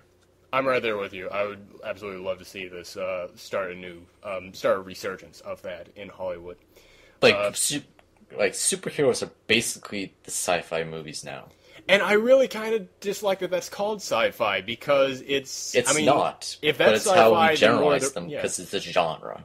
Exactly. It's like, it's sci-fi because it can't happen in real life. That's all that there is to it. I mean, it's sci-fi in the same way Lord of the Rings is sci-fi. Well, that's fantasy. I know, exactly, but fantasy like, out of all of the mainstay genres, like action, comedy, fantasy, science fiction, comic books fills either the fantasy part or the science fiction part.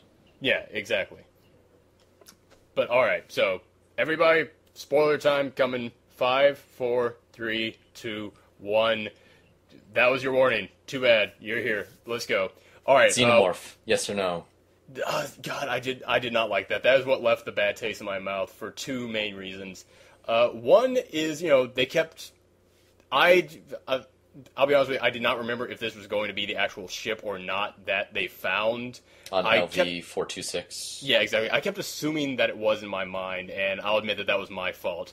But I kept watching this, and they kept saying, okay, these guys, they were running away from something. There was something on their ship, and it started attacking them. And in my head, I was going, I know what it is, and I like that they're not saying it, because they don't want to tie it directly into aliens, but they're letting all us alien fans know, we know what it was. Yeah, and it's the first film, and it sounds like a trilogy that they're planning, so have them have the Xenomorph actually in the entire film just doesn't make sense. Having a cameo at the very end seems like crowd-pleasing to some extent. Exactly, but also, like, I kept going, okay, so that's what was chasing them on the ship, and, there's one guy left alive. That's going to be the guy who's on the thing and has the thing come out of his chest, and they find his fossilized remains there.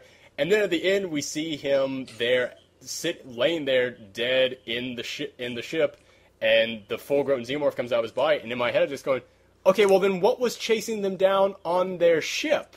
I don't know what was squids. It's something that the film never explores. And exactly. I was discussing this with my girlfriend after we saw it, and she said, oh, well, it was the squid things. I went, no, the squid things were, when David stepped on the ground, it specifically made sure to show that there were worms there, and that this goo thing is some kind of an evolutionary thing. It mutates people. I went, okay, they specifically showed the worms because they're trying to say that those worms slithered through the goo that was leaking, and it turned into that thing. Sort of the same way how humans sort of evolved out of the DNA of the space jockey, or the engineer. Exactly, and to me it was like, okay, well maybe that worm was still it, like maybe the goo was leaking and it caused these worm thing, but that was like a little bit too much of a leap for me to go. So we don't know if it's the worms or not. It could be something entirely else, but then it's just like speculation, which is it's active discussion, which is the movie's trying to do. Exactly, and it is good to have active discussion, but in my mind it's like, well, maybe they were setting this up to be explained in the future trilogies. But in my mind, that's a little bit too much of a question to raise just to say, okay, well, we'll explain in the next movies. I kind of want the first part of a trilogy to leave a couple of questions that snowball in the second one and then get met in the last one. And this, to me, seemed like too big of a question, because since this was the prequel to Alien, I kept going, well, I know what it is. And then when it goes, well, then, yeah, you basically just raised a question, and it was too big of a question to leave there on the table.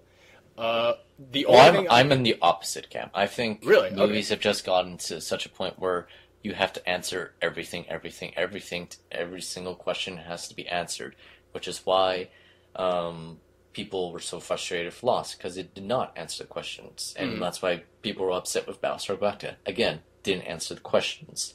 So I think this idea that I'm all for movies not giving answers. I think sometimes...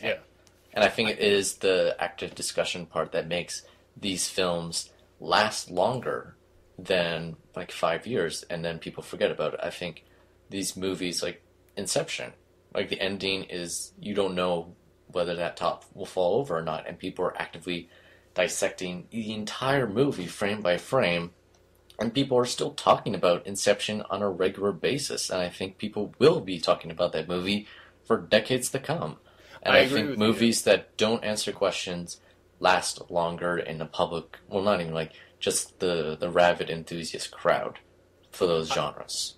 I agree with you, and I agree with you on that. My only fear is that I know that this was kind of like a lot of a studio effort. Like, it was a bunch of different people coming together to make this.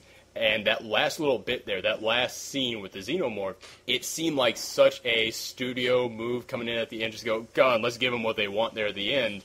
And it seemed to me like almost like it was not planned in there. So it makes me kind of worry. It's a bit fan servicey. Yeah, it was fan servicey, and it kind of made me go, oh man, does this mean that they're not going to explain what it was that was chasing them around? Because if they're showing this creature coming out now, then it seems almost like, to me, it almost seemed like a studio exec coming in and just throwing something in there without concern for what the writer or director wanted in it. That's just kind of the feel I got, but I do also, I've heard a lot of people say that they were confused by something, but that there was a scene early on that explained it, and I'm wondering if this is what they're talking about, if there is something that explains it all that I just missed. Because it's one of those things in which I'm just giving my impression after watching it one time, but it really did strike me as a movie that if I watch it a second time, I'll have very different theories coming out of it. So, yeah, and the movie just came out yesterday, so we can't really, well, yesterday in the sense when we recorded this. Yeah. But yeah, it's opening weekend. I think a lot of that stuff just isn't popping up right now. Maybe in the next few weeks we'll see more of that stuff come out. But yeah. So yeah, that's the thing, is that I have a problem with it now, but I feel like if I go back and I look at it again, I could have a totally different opinion. But even then, I'm still going to have one problem with it, which is that they kept saying for the longest time, like, defending, no, we are not putting the alien in this because we do not want this to be an alien movie. We want this to stand on its own. And that's one of the reasons it does that for the most part as well. It does that for the most part, but once again, that's kind of why the last scene seems like a studio exec coming in and going, come on, you know what everybody wants in this, let's just throw it in there. And so, yeah, it kind of still leaves a little bit of a bad taste in my mouth, because, yeah, this movie totally stands on its own until that very last minute, and that's what kind of made me go, oh, you had the ball and got it there, and then you missed the field goal, basically. Yeah, and I think that's one of the problems with it being an Alien franchise film. Yeah, exactly. That's the thing, is that I would like this to kind of more have been to kind of gone off and been its own thing almost. Yeah, but also I think there's enough of the mythology within Alien that was never discovered because the filmmakers were so focused on xenomorph killing everybody. Yeah. That all this stuff about the space jockey and the spaceship was never discovered because everyone wanted to see more of the xenomorph. And I think I'm happy that Prometheus followed on the space jockey kind of stuff. At the same time, I'm disappointed by it. Yeah, and Space Jockey Radio, would you listen to that? The what? Space Jockey Radio, would you listen to that? Breaker 19. This is a Space Jockey on the. I don't even know. What music would they play on Space Jockey Radio? I'm picturing J-pop. Dubstep. Oh God, you beat me! Damn it! I was whole bunch of heavy drops. Space Jockey. I'd listen to that. But yeah, aside from that, like I said, it just kind of left a bad taste in my mouth, and I do have problems with it because I kind of fear that they won't explain it. Because, I have no problem with them raising questions that aren't explained. I just kind of have a problem with the fact that, they kind of bring it up so often that, to me, it seemed like they were trying to say, we all know what this is. Because, they have that moment in which he says, I see something alive down at the end of one of the corners there. And it's oh, that's the thing that's killing them. And then we don't really see what that is. We see what the Warren thing is sliming through the goo. But I was like, that was all the way on the other side. I don't think that's what that was. And then, you see all the dead bodies piling up. And, correct me if I'm wrong, but didn't the dead bodies have holes in their chest? I saw it in 3D, so I couldn't really Oh, see. yeah. Like, because I thought I saw... It could have been my eyes playing tricks on me. Like, I so wanted that to be, like, the little wink and nod that they gave. Yeah. But... Well, when they came across all those corpses, their chest cavities were broken. That's what I meant. When they found all Oh, okay. those... I thought yeah, you meant like tiny little holes. I was like, no, I can't see. I already am wearing 2 pairs of glasses, so I can't really see small detail. Exactly, yeah. Like, their chest cavities were kind of, like, ripped open. So I was kind of going, oh, it's an alien on the ship, and then that's what's doing it. But then when we see that, that's what made me think. Because when it showed that, that's what made me, like, certain, okay, that's it. That's got to be an alien on this ship. And I'm glad that they're kind of giving that little wink and nod. And they are... This is what does, in fact, make it a prequel, is that they're saying this is what happens to the ship. But then I was watching this going, well, then it's... Okay, so this isn't the ship they find as... So was there another ship with an alien on it? Well, there was 3 ships there, I think. Oh. Well, there's 2 at least, because that's what Elizabeth flew out on at the very end of the movie. It looked I thought that was there like 3. I thought that was like an escape hatch kind of a thing. I didn't know. You're very much right. It could very well have been a 3rd ship, but yeah, I thought she was flying out like in a little escape hatch kind of a thing. But again, too early to say. It's first movie. Exactly. That's the thing, is that if they do end up explaining it in the future ones, this could be I will gladly go back and say, I was wrong. It's just really just fear on my part at this point that what if they don't explain it? And that, like I said, it just left me kind of with a bad taste, and most of that is coming from that uneasiness of, like, what if this was just a studio exec just coming in here at the end and just shoving that in? It's too early to tell, so I could be completely wrong, and it's one of those things that time has to tell. But I think, well, we should get away from the whole ending. Let's talk about some of the other parts of the movie. My favorite thing was the giant middle finger to Alien Resurrection, where David's rolling around on a bicycle and he throws the basketball. That is such a middle finger to Ripley walking away and throwing the basketball over her shoulder. Oh, really? That's how I felt about it. I was like, yeah, this guy's riding a bicycle and then he's going to throw the basketball. Swoosh. Middle finger, Alien Resurrection. That's how I felt about it. Yeah. Let's Let's the talk other thing about that we wanted to... Meredith Vickers. Because neither of us cared about her. Charlize Theron, yeah. Yeah. The only moment in which this is a weird thing to say, but the only moment in which I kind of liked her was when she told Idris Elba to meet her back in her... Yeah. Yeah, because that was the only moment in which she kind of seemed human. I mean, she seemed colder than David in that movie. Yeah, which is... there's a lot of speculation already about whether she was an android or not. I actually, if they had revealed that, like, I would not have been surprised. Like, that was one theory I was working on in my mind while I was watching it. So it feels like Ridley Scott's movies, it's all about whether characters are alien or androids or replicants. Yes. Which makes me think, is Maximus Decimus Meridius in Gladiator an android?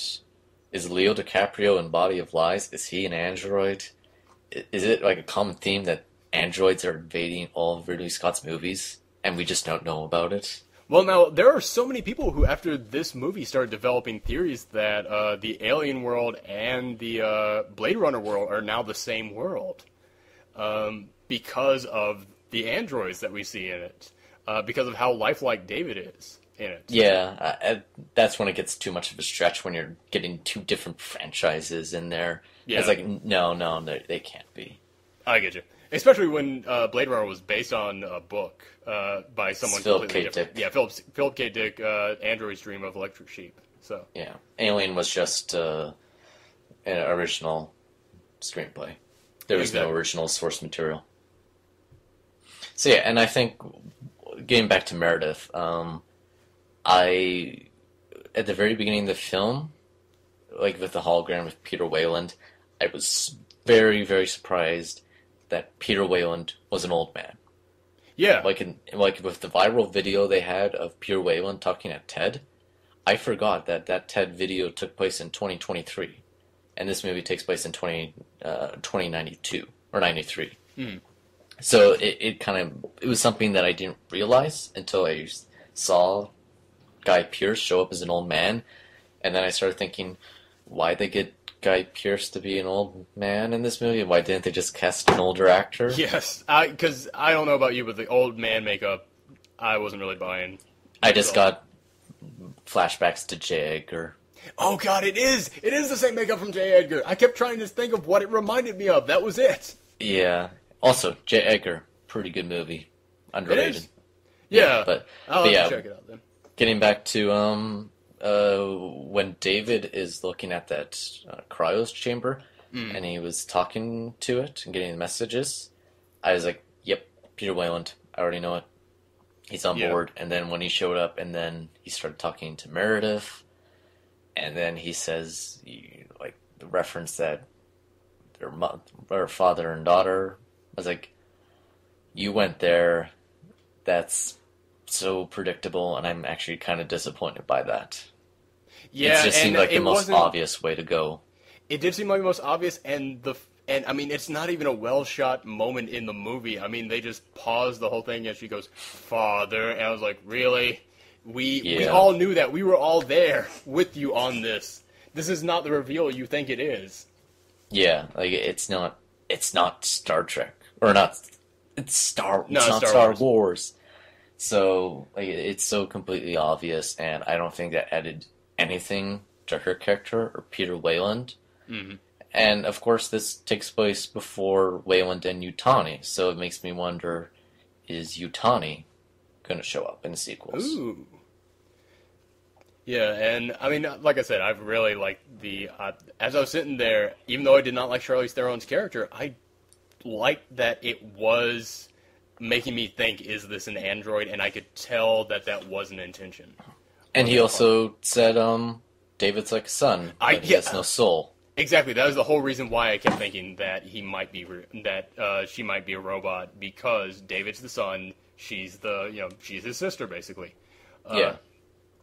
And, I mean, she doesn't even have the same last name, which would imply that she married someone, but you look at her and you go, she definitely did not ever marry anyone. There's got to be a reason why she has a different last name, and if she's a robot, that would definitely imply it.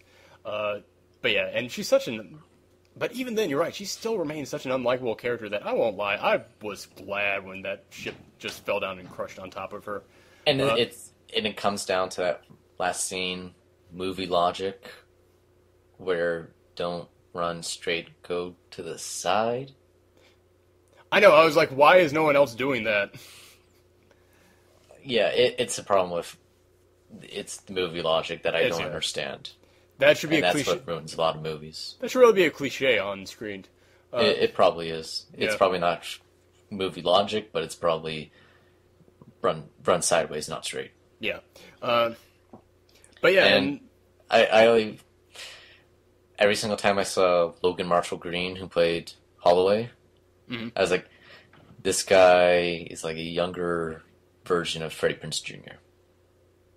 That's all I kept thinking about. Damn, is Freddie Prinze Jr. that old now? Yeah, he's like in his 40s. Holy Like he was on the last season of 24, and he was also in Mass Effect 3. Yeah, I know he was in Mass Effect 3. He was in the last season of one of the last seasons of Friends. He was in his 20s back in the 90s. Oh, cripes, he is almost 40. Yeah. So this guy's like young Freddie Prinze Jr. Oh, God, you think Freddie Prinze Jr. just kept watching this movie going, I've played a character that's been in space before? And you no. And you guys are basically wearing the suits from my video game. Just because you're from alien race, Freddie Prinze Jr. does not mean you're special by typing into a keypad really fast. Yes. Yeah, anything else you want to talk about, spoilery? Definitely not Wing Commander. There are things to spoil in that movie? No. Nothing. No, not really. But anything else in Prometheus? I don't know. I was really digging that, like I said, I really dug the last little bit. Like, I was fully on board. Like, it had me on the edge of my seat. Especially, and I don't know if you felt this way, but with the, oh shit, we didn't even talk about the operation scene. I didn't How'd you feel? Oh, you didn't like that? No. That part, I admit, I hate stuff like that in movies, but it really was kind of making me on the edge of my seat, and I think it's because it was kind of like this ticking time bomb moment of, and once again, it was kind of that isolation. No one else was there to help her, and she was basically having a machine operate on her by herself. Yeah, like, I shouldn't say I totally outright hated it. There were some parts, like, I actually liked, but it's the thing that, why is there a self-using surgery unit? Like, I can understand it's for Peter, but it's just the idea that somebody inside the capsule is operating the system. That just completely baffles me. And then when the aliens, like squid or octopus thing, like kind of moved, it like splattered a whole bunch of gel, but it landed right into her cavity where it was like right open in her stomach, and then it just started sewing it back up. It's like, so a whole bunch of like goo stuff is still in her. Oh yeah, they pulled it out of her. There's gonna be goo inside of her no matter what. Yeah. Yeah, it reminded me a lot of Alien Resurrection, which I didn't want to remember. I gotcha. And that was another one of the things that I felt that they were trying to go for. One of those moments, kind of like the religious thing, in which I felt they were trying to go for it, but they didn't actually do it very well. In which, she can't have children, and now all of a sudden she's 3 months pregnant with something, but then instantly it goes into her, having a monster inside of her that she instantly takes out. I would have liked to have seen that kind of like dragged on for more of a, and they just leave her. Like, they just, like, I know Peter Whalen's, like, getting out of his cryostasis, but she just runs off, and no one goes after her. Which was kind of crazy. Yeah. And I didn't like how much the alien sort of expanded, so when it was in the escape pod at the very end of the movie, it's just this giant tentacle. I was kind of wondering myself with that one if Geiger even designed that creature. Because it didn't probably seem... not. Yeah, like, exactly. I think he probably consulted to some extent, but I don't think he was straight out involved with the design. Yeah, it seemed out of place to me on that one. Yeah. Yeah. Go ahead. I was going to say there is one other thing that I really want to talk about as far as spoiler-wise goes. So there's anything else you want to say about the squid monster? I was going to talk about the space jockey. Oh, the space jockey. Oh, go ahead, yeah. I think the main idea that people were saying was that they were going to come after humanity and like destroy them. Yeah. But they never got there.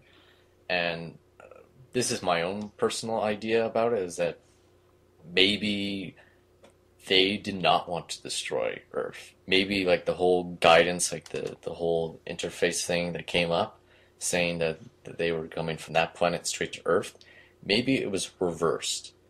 Maybe they left Earth to save Earth. And the reason why the space jockey is attacking David and Peter and all those other people is that, why did you come here? You're just coming to kill yourselves. Oh. We tried to save you. I like that theory because, yeah, like I said, and it's like pure anger, and that's why he's attacking. It's like, why did you reach this point where you're coming to find us? You should have never found us. We were trying to save you.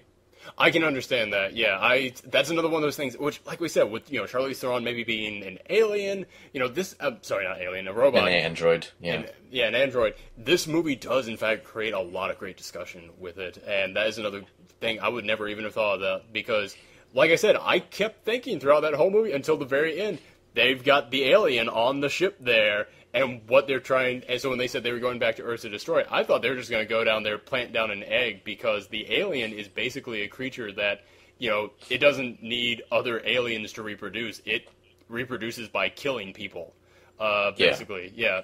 And it just basically, just how the species is designed, if there's nothing to feed on, they just kind of die out.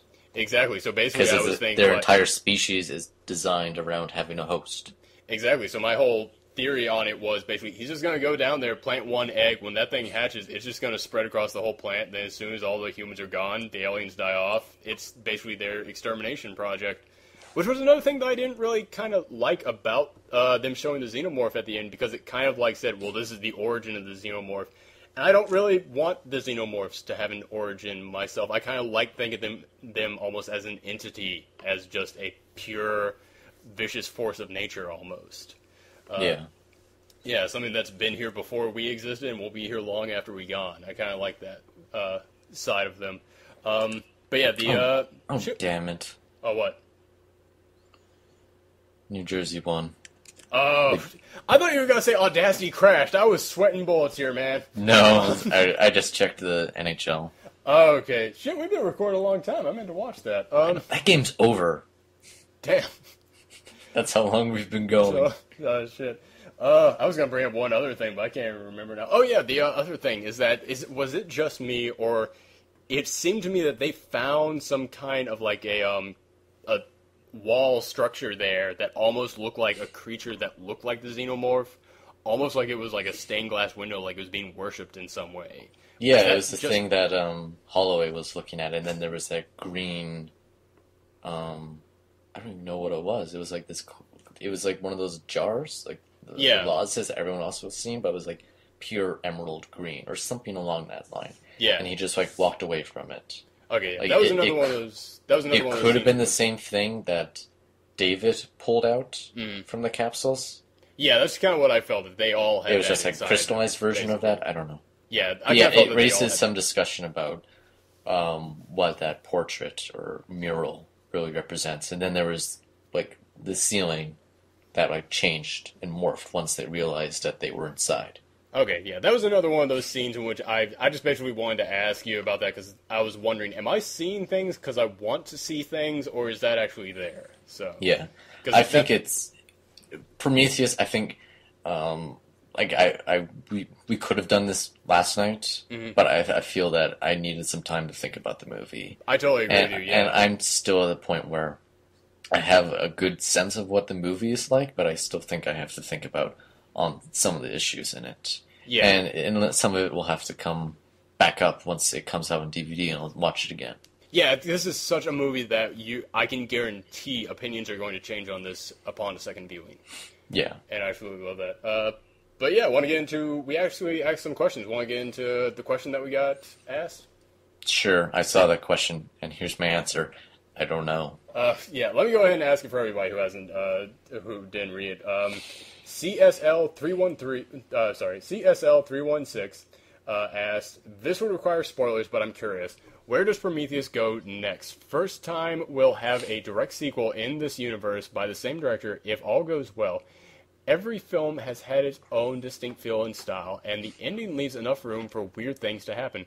Would you like to see a straight-up action movie, another search lost ruined scenario, or some stuff about Earth? I just want Ridley Scott to make another movie that makes me go wow repeatedly, be it through the visual design with Geiger or through another discovery of some strange new place. And you already gave your answer that you don't know. I don't know. I'm not even sure if I want Ridley Scott to do the sequel. What I would like to see happen is Honestly, I'd like to see him do other projects. I would like to see him That's just my personal preference, but I agree. I'd like to see him do other projects, but with this, the thing that I absolutely loved about Alien is that, first off, it shows space not as being this big glamorous place, but as kind of a place of terror and a place of reality. It's a place where, the first Alien, it was hardworking average Joes out there in space, and it's just pure terror out there. And with this one, once again, it's basically saying, yeah, there's other stuff in this universe that's not good. There's other stuff in this universe that is, frightening or disturbing, and, it's out there kind of to get us. I would really love to not even, I'd like to see them keep making more Prometheus films in order to, kind of explain those questions that we had, or to see where their story goes. But I would really love to see just more films set inside this universe where space is, I feel that every kind of depiction of space has its own kind of flavor to it, its own kind of theme. And I love the thought that this is a version of space where it's not glamorous, it is a dangerous place.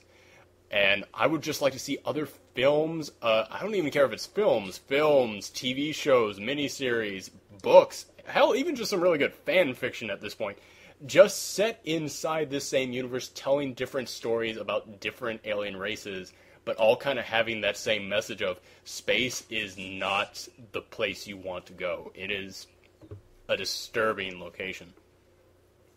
Yeah, and Honestly, if they do a sequel, I don't want them to go back to that planet. Like, I know Yes. the xenomorph is down there, but I think they can probably find a xenomorph somewhere else in space. That I think the idea that um, whatever rescue crew goes down there to find what happened to the Prometheus, that, oh, that we landed there, we went back, but then somebody had a xenomorph inside them. I Yeah. don't want that to happen, because I that's don't want that, just yeah. too much like Aliens.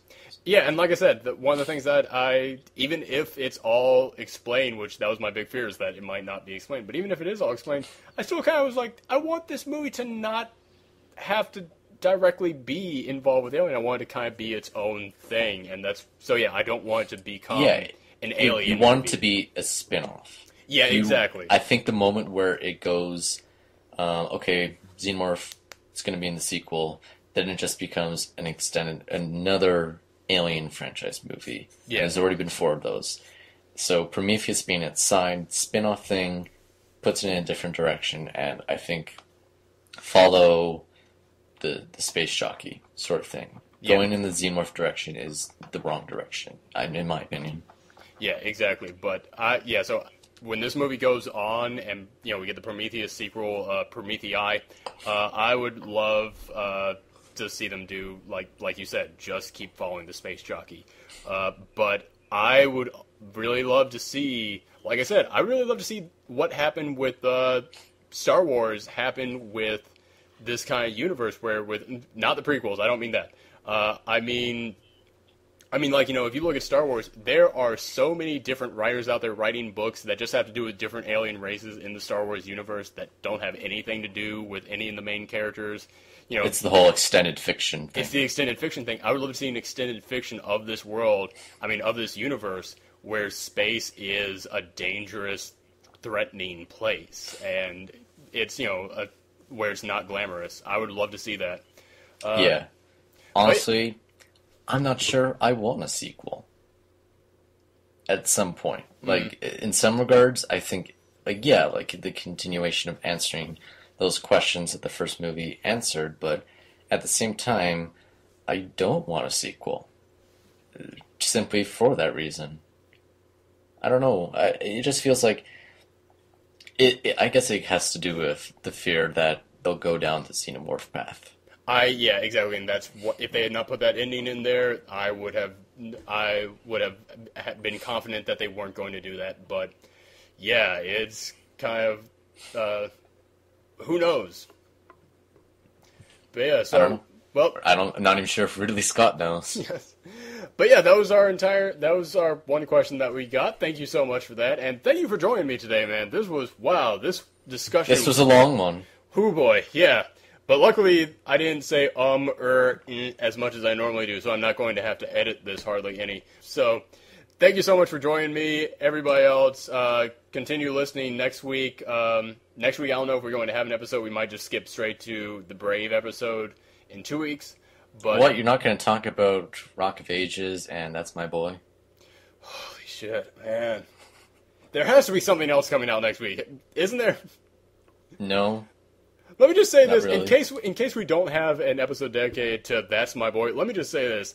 In that movie, Adam Sandler tries to explain how he could have a son as young as old as Andy Samberg, and he tries to make himself purposely look older in that movie. Adam, I hate to tell you, you don't need an explanation, and you don't have to make yourself look older. You're old, He is man. old, yeah. You're old. Start acting it, man. And I feel like Andy Samberg's career is going to take a very interesting path since he left SNL, because he's not the leading man. Like Kristen Wiig, she's a character actress, and she does all these amazing supporting characters, and of course, Bridesmaids proved she can be a leading lady, but Andy Samberg has not proved that at all. Yeah, and also Andy Samberg is now Adam Sandler's friend, and it seems like once you become Adam Sandler's friend, that's it. That's all you are. Your career is done. I mean, Unless you're what- Steve Buscemi. Steve Buscemi was famous before he became Adam Sandler's friend. But I mean, I'm Yeah. talking about all those guys who, as soon as they enter the movie making world, and they instantly just hook up with him. I mean, Rob Snyder, Kevin James, Nick Swardson. They're not doing shit else with the rest of their life. I'm sorry, man. Grown-ups 2. To end this all, game over, man. Game over. They're animals, man.